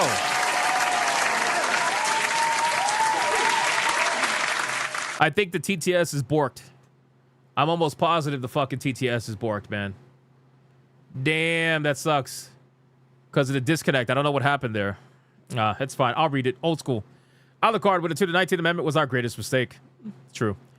Secret Final Boss with a 10 for VV. I stayed out of this after Boa Hancock got felted on day 1. Hope I'm not jinxing VV too. Don't worry about it. We're going to find out. Campchi with a 5. VV, I choose the devil best I can. It made me wonder why I didn't felt buying the game, even though I said I was going to try. It wasn't a sign for me. Maybe they've been warning you. Dragon with a 5 for Vince Smoke. She just went undercover. Yeah, that's exactly what it is. I think I'm really shocked. I'm shocked at the amount of people that thought she was gone from the gaming industry. I really am shocked by that. I thought people understood that she was not, like, she never left, but whatever. Camp 2 with a 5 for VV. I would avoid cat-free butter, unsalted brand, and try to research games before buying it. Just realizes Sen X been quite for a while now along Namco. I'm sorry, I don't understand what that meant. Adair Solta with a 2. Hypno, he's your role model. That's why he's dancing. Oh, he's awesome. Stop transing our frogs. They're making the frogs trans? Is that what they're doing? Holy shit. All right, let's go to Rumble. Rumble, what do you got, man? What are you doing? Rumble, what are you doing? Let me go back up. Deadeye's Lock with a 2. All that Slay the Spire 2 crack. Now vomit going into the toilet with rehab. Hashtag VV. That didn't count. The name wasn't first, but thank you. Twisted Master with a $50 banger for VV. Let's go.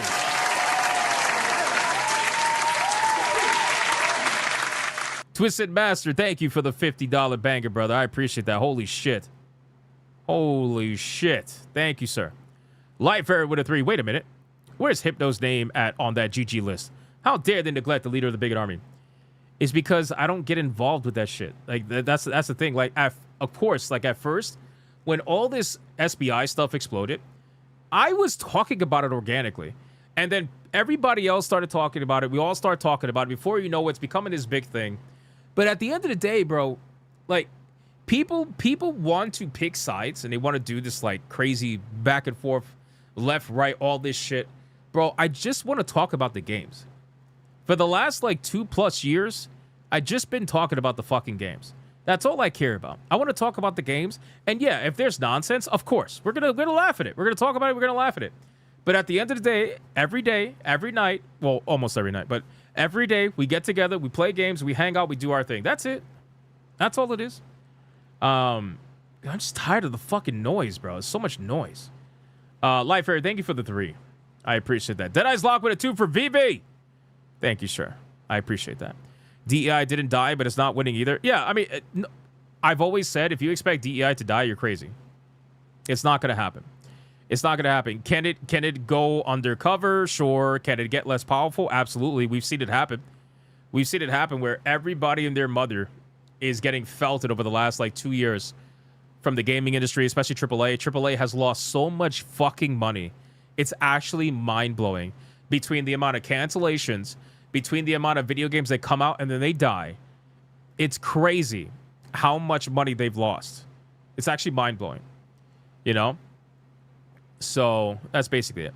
Splitsack says, unfortunately, we talk about games with BS and then more people will watch it. I don't think that's true, brother, because our streams do exceptionally well. Better than most people that I would say go extreme to one side or the other. You know? So, listen, I don't care. If I get less people watching me because I want to talk about the video games and the funny things going around and all that stuff, I don't care. I don't give a fuck. Like, the views mean nothing to me, bro. Sure, every once in a while it gets annoying with YouTube, but I've already accepted where YouTube's at and how they handle things. And I'm only focused on having fun with the people who want to show up every day and have fun and talk about this stuff. That's all I care about. That's all I ever cared about. That's all I ever told people I care about. That's it. That's all it is. I want to make an entertaining show, and that's all I want to do. Is make an entertaining show that people could spend a couple of hours in and have a good time every night. That's all I give a fuck about. And I feel like success will follow that. That's it. Right? That's all I care about. Anyway. Deada's like, thank you, brother. I appreciate that. We got Camchi with a 5 says hashtag VV. Seems a lot of people prepare cash for Raiju. Also, was Pac-Man show announced? Just realized which AI was NTE accused of art or program. I didn't even get to that. I didn't even get to the NTE section. Unfortunately, I'm gonna do that tomorrow because you guys got to see the shit, man. You got to see the shit. And then we got Adair's Hilton with a 5 says no matter how much politics will always come for us all. It's annoying. I blame the media. I blame the game industry as well for doing this to us. See, that's part of the reason why I talked so much about it in the beginning. Because in the beginning, like around 2024, give or take, it was everywhere. It was literally everywhere. Like, you couldn't look left, right, or center without seeing some sort of political bullshit literally thrown in your face. It was fucking impossible. Like, there's no way that you could talk about gaming and not have something like that involved in it. So, yeah, absolutely. Call out the bullshit nonstop. But see, the thing is, when you felt the industry that hard, eventually what happens is they start to regress. They start to go more underground, right? Which is exactly what we've been seeing. So as they've regressed, I've regressed, right? Focus more on the games, focus more on the fun, focus more on the entertainment. Because I feel like the industry knows what's up at the end of the day. And sure, there are some every now and then that really want to try it. They want to try their luck. It happens all the time. Yeah, we're doing it, TJ. I'm sorry. We're so far. I'm sorry. Camchi with a 5. Hashtag VVDEI. Haven't died as DEI crab gotten worse. Like an unpoppable bubble and hope it pops to remove these nonsense. It would take time and miracles. Yeah, 100%. All right, boys. We got to pick a winner. TJ's got to go to bed. I feel bad. Guys, this is it. This is going to be the end of the Waifu Battle One Piece tournament. It is Raiju Vinsmoke versus Nefertari Vivi. That is it. Straight up. This is it. After this, the tournament's no more. We pick a winner. We give them the trophy. This is it, ladies and gentlemen. Are we ready for the final song? I'm going to do Red Boy clips after this. I'm going to close out the stream with the Red Boy clips because T-Jab's got to go to bed. He's got to go to bed. Guys, are we ready for this? Are we ready? I don't think I'm ready. I don't think I'm ready, bro. Raiju Vinsmoke versus Nefertari Vivi. T-Jab, where are we at? Before we begin, let me know where we're at, real quick. Where are we at?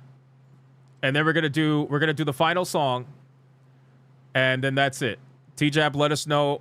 Camchi says go. Hold on, I want to know where we're at. And then I'll play the song, and then we're gonna get to it. All right. Wow, that's really close. Okay, hold on. So we got Raiju Vinsmoke at $420 versus Vivi at $389. That's really close. That is really close. All right. Here we go. This is the final song. This is it. No more after this. And then the countdown, obviously. And go. Here we go. Let's find out. Guys on Rumble, if you vote a second time or a third time, please make sure you number it so that we understand that it's different, please. Please, because Rumble sucks like that. Please, thank you.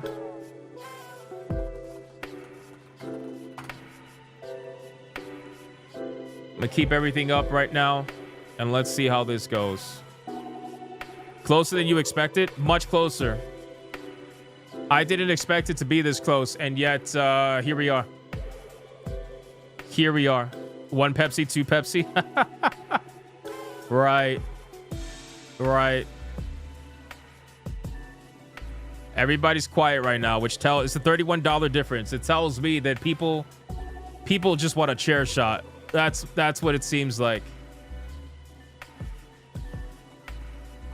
That's what it seems like. People just want a chair shot, boys.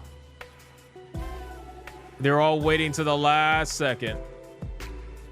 That's not a good way to play, I'm telling you. Not a good way to play, man. Everybody's being scared right now. You're lucky Dr. Spike's not here. Shit. Oh, man. Split Tag says if VV wins, this chat is lost. You like Raiju like that? Mystic Vegeta with a $2 says hashtag VV. Now it's a $29 difference. Fair enough. Fair enough. Man, is this battle really going to be decided by $29? Bro, that's crazy. That's crazy. Raiju, Vinsmoke. Nefertari, VV. Holy shit. Raiju, best OP girl. All right, that's fair. That's fair. Darks and Ave says we're getting closer. Hey, Viovis, thank you for the membership. Thank you for the membership over on Rumble. I appreciate that, man. Thank you so much, brother. Great Ape with $32 for a hashtag Raiju. Bro, he's trying to cause chaos. He's trying to cause chaos, bro. BioT Wolf with a 10 for a hashtag VV. Thank you, BioT Wolf. I appreciate that. We got Old Man Cad with a $20 banger for a hashtag VV just because. Oh, man, now it's starting to happen. Now it's starting to happen. Shout out to Old Man Cad. Thank you for the $20, man. Kira Nightshade with a $50 mega banger for hashtag Raiju. Thank you so much, Kira Nightshade. I appreciate that, brother. Holy shit. And then K-Styles with a 29. Why 29? Such an odd number. K-Styles with a... Oh, you were trying to... I see what you're trying to do. With a $29 for hashtag VV. Bro. I feel like I just watched the Cold War, like, go off right now. I feel like I just watched the Cold War go off right now, bro. Holy shit. What is happening right now? I'm scared, bro. This is the scariest countdown. This is by far the scariest countdown, bro. I'm scared. I don't know about you guys. I'm nervous about this countdown. Watch nothing happen. I swear. That's good. That's anyway. Are we ready for this countdown, bro? Oh man. Here we go. Mr. Melancholy with a 2 for VV. Thank you. This is gonna be the scariest countdown. All right. 5, 4, 3, 2, 1, go. Mr. Vegeta with the 2. Thank you.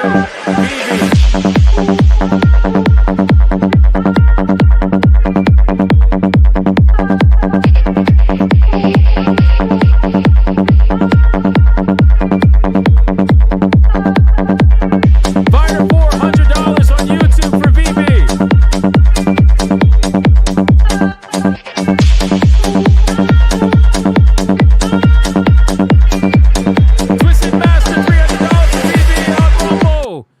Nightshade, $200 for Raiju. Speedy Cake, $20 for VB. Waiting for lag, waiting for lag, waiting for lag, waiting for lag, waiting for lag, waiting for lag. And that is it. The last super chat that's going to count is $20 over on Rumble. From Raza for a hashtag Raiju Vinsmoke. Ladies and gentlemen, god damn. Holy shit, ladies and gentlemen. Hold on. Hold on. Let me catch up. All right. Pretty much everything got in. Everything got in. Speedy Cake with a 20 for VV. Thank you, my good man. Kira Nightshade went crazy with a $200 Red Boy Gigabanger for Raiju.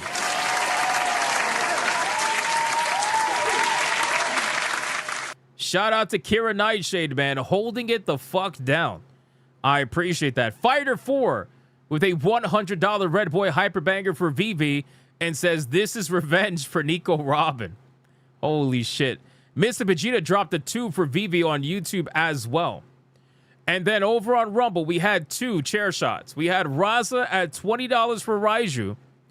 And then Twisted Master, which I think is going to be the deciding factor, a $300 Red Boy Gigabanger for hashtag Vivi. Matrix of Leadership, are you not entertained, he says. Holy shit. Oh my God. Oh my God, guys.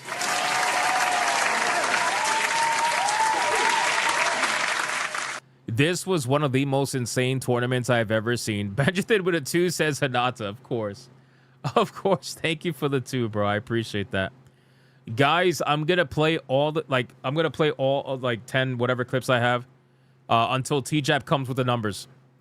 We got to wait for the numbers, and then we're going to crown a winner. We're going to give them the trophy, and that's it. That's it, boys. So we got to wait for TJAP. In the meantime, here we go. It's a Red Boy Hyper Banger, bitches! Let's bring the ladies in!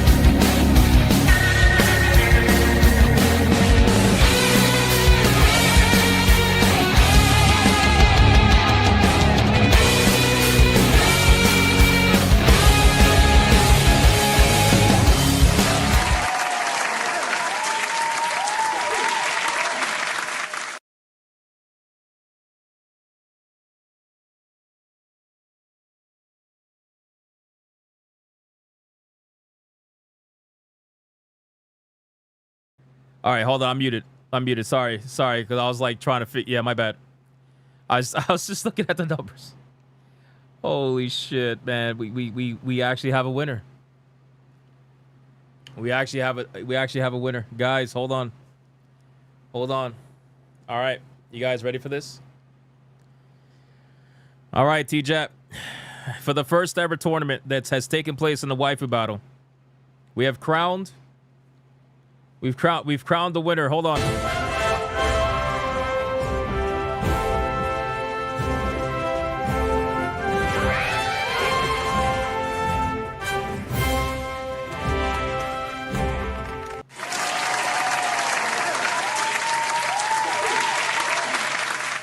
All right, boys. Here's the final numbers. We got, wow, Raiju Vinsmoke at $722.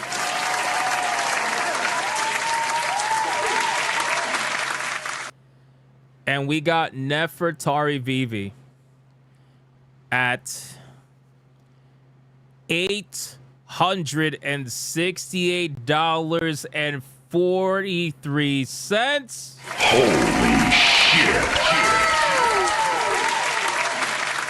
Which means the winner and the official champion of the One Piece Waifu Battle Tournament over the last few weeks. And I gotta be honest, this is fucking shocking to me. This is why this is so entertaining, because this is fucking shocking. This is not how I thought this was gonna go at all. But ladies and gentlemen, the winner, bro, I'm so excited for this. Is awesome. The winner is Nefertari Vivi, ladies and gentlemen. Wow! We did it! This victory is for all of us! That's our captain! A well-deserved triumph! My love is what it means to be free!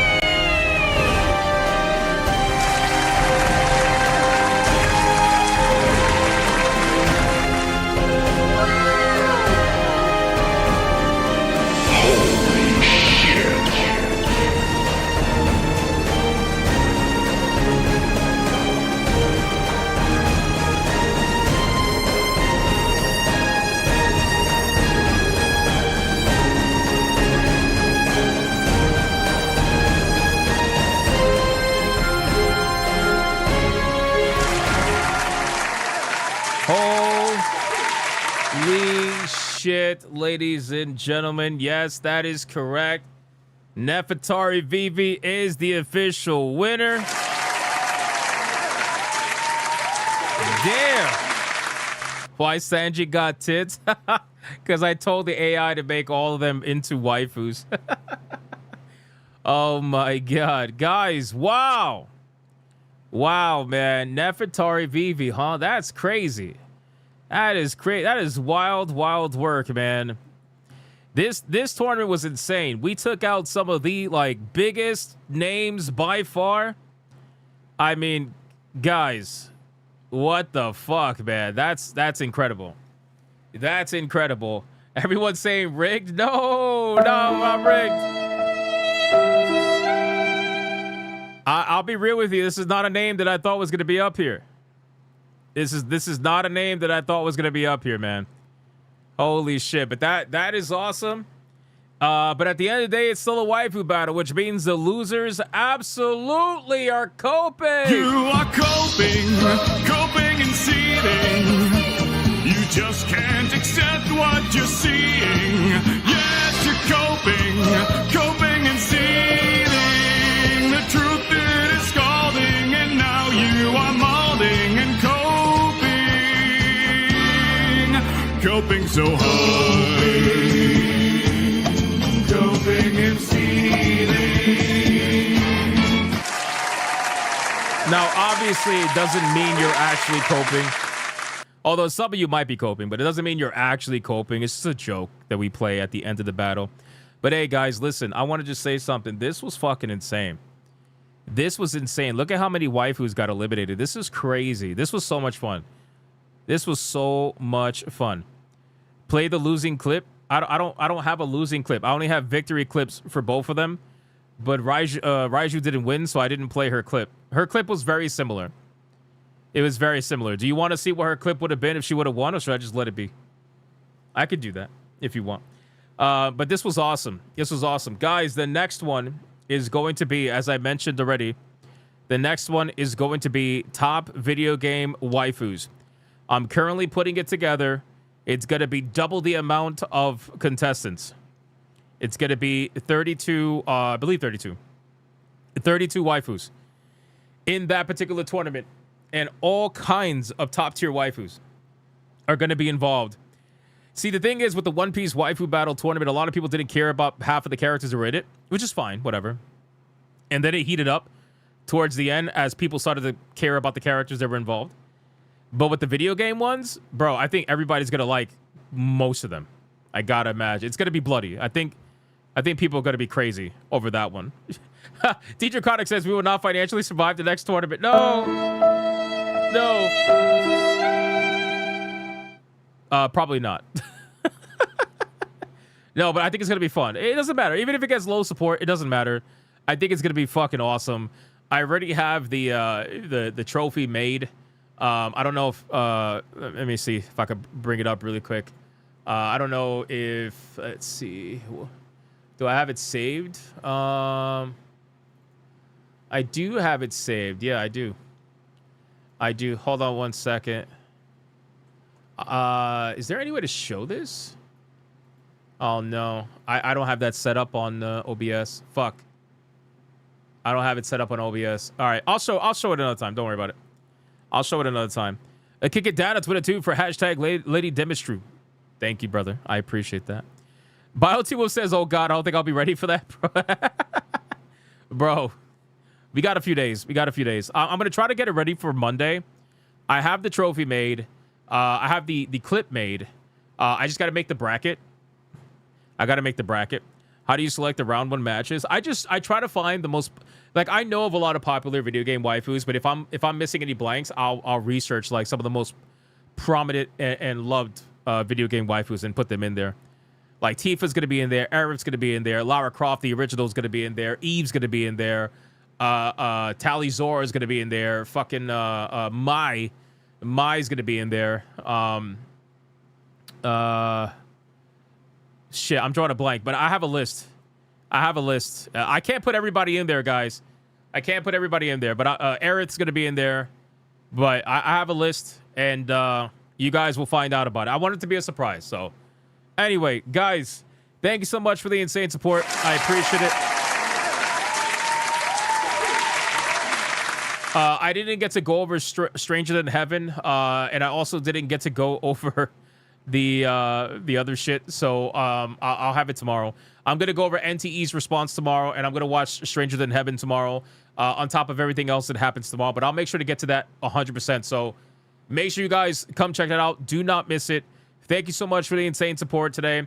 I appreciate it. Shout out to everybody for, like, everything throughout the entire tournament.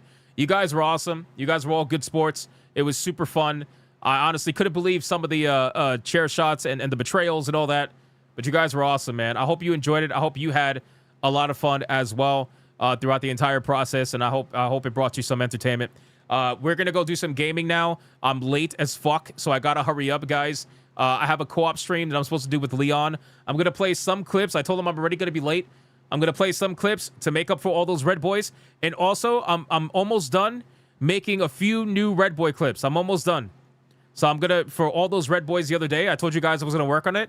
I'm working on it. I'm almost done. It takes a little time, but I'm almost done. So I'll have those ready, and we'll be able to add it to the rotation. Guys, thank you again for everything, and I'll see every single one of you on the next one. Until then, you guys already know, go be bigots and go be gooners. Mods, if you could link my gaming stream in the chat right now, that would be great. If not, I'll just do it in the back stream. All right, let's play some more clips, and let's close out the night. I know elves were requested for Old Man Cad, so we're going to do that. Bye. Great battle! Oh my god, it's a Red Boy hyper banger.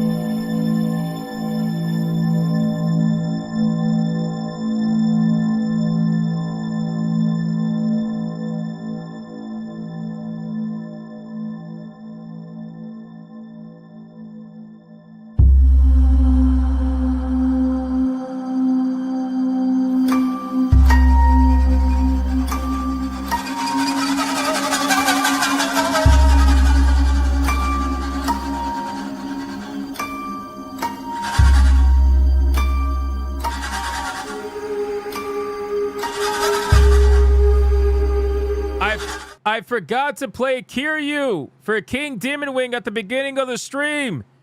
I can't go a stream without having Kiryu.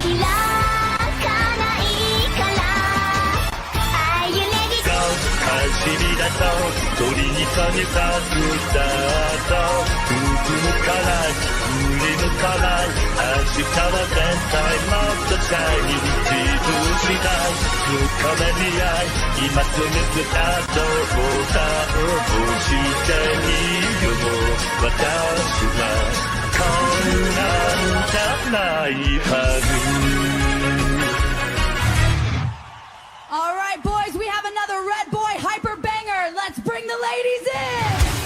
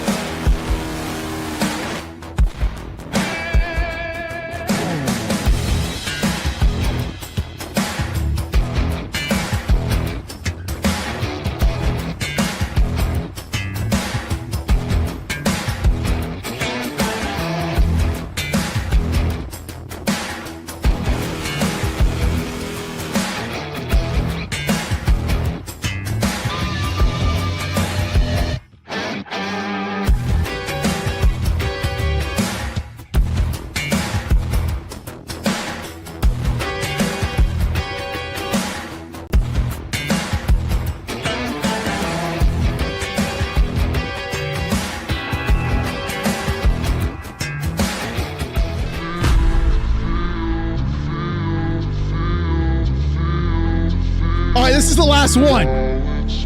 This is. He's not lying. This is the last one. It is. I'm late. I gotta go hang out with Leon. I'm sorry. Come join us. I hypnotic, hypno, yes,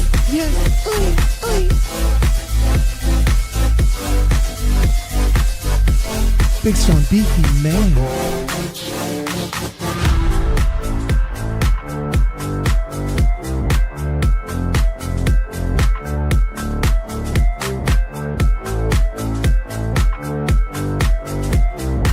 He's got that bull seed ready to pop.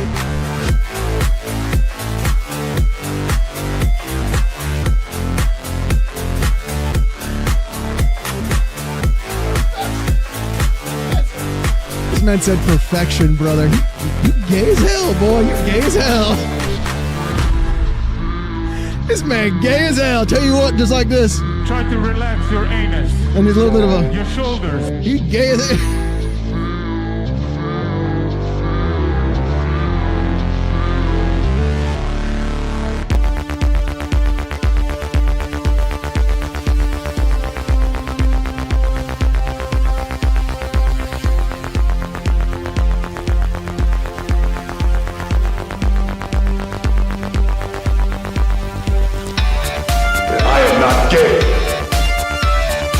I have relationships with women and sex with men.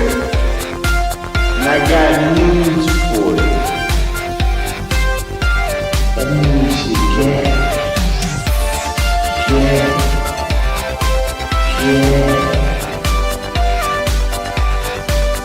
Poor kids are just as bright and just as talented as white kids. Her dog, or her cat, was named Vagina. Vagina.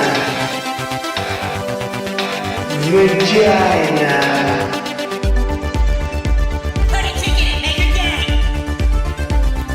Suck it, yeah, John. Put a ticket in, make her gay. Fuck it, yeah, put a ticket in, make her gay. It means put a chicken in it, sweetie, and make her fucking gay. Fucking pronouns! Fucking pronouns!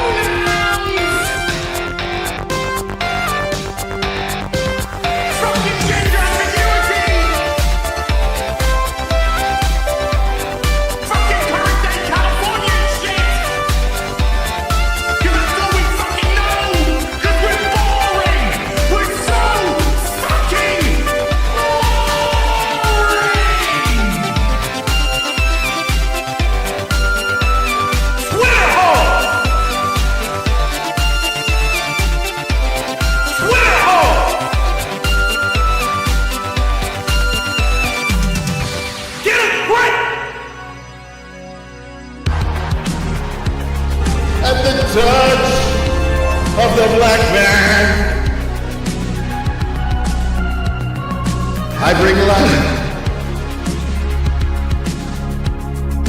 I bring light.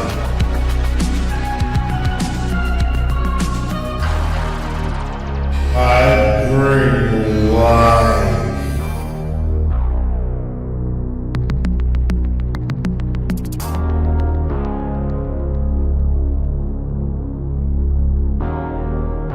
I bring light.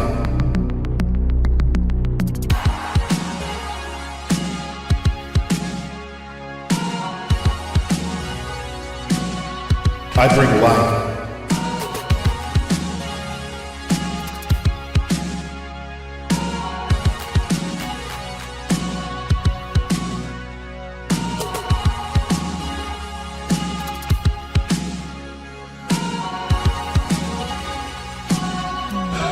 That's right!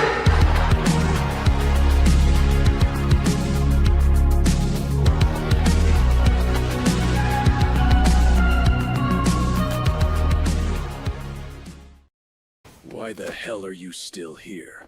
Go on. Get out of here. Go play some video games.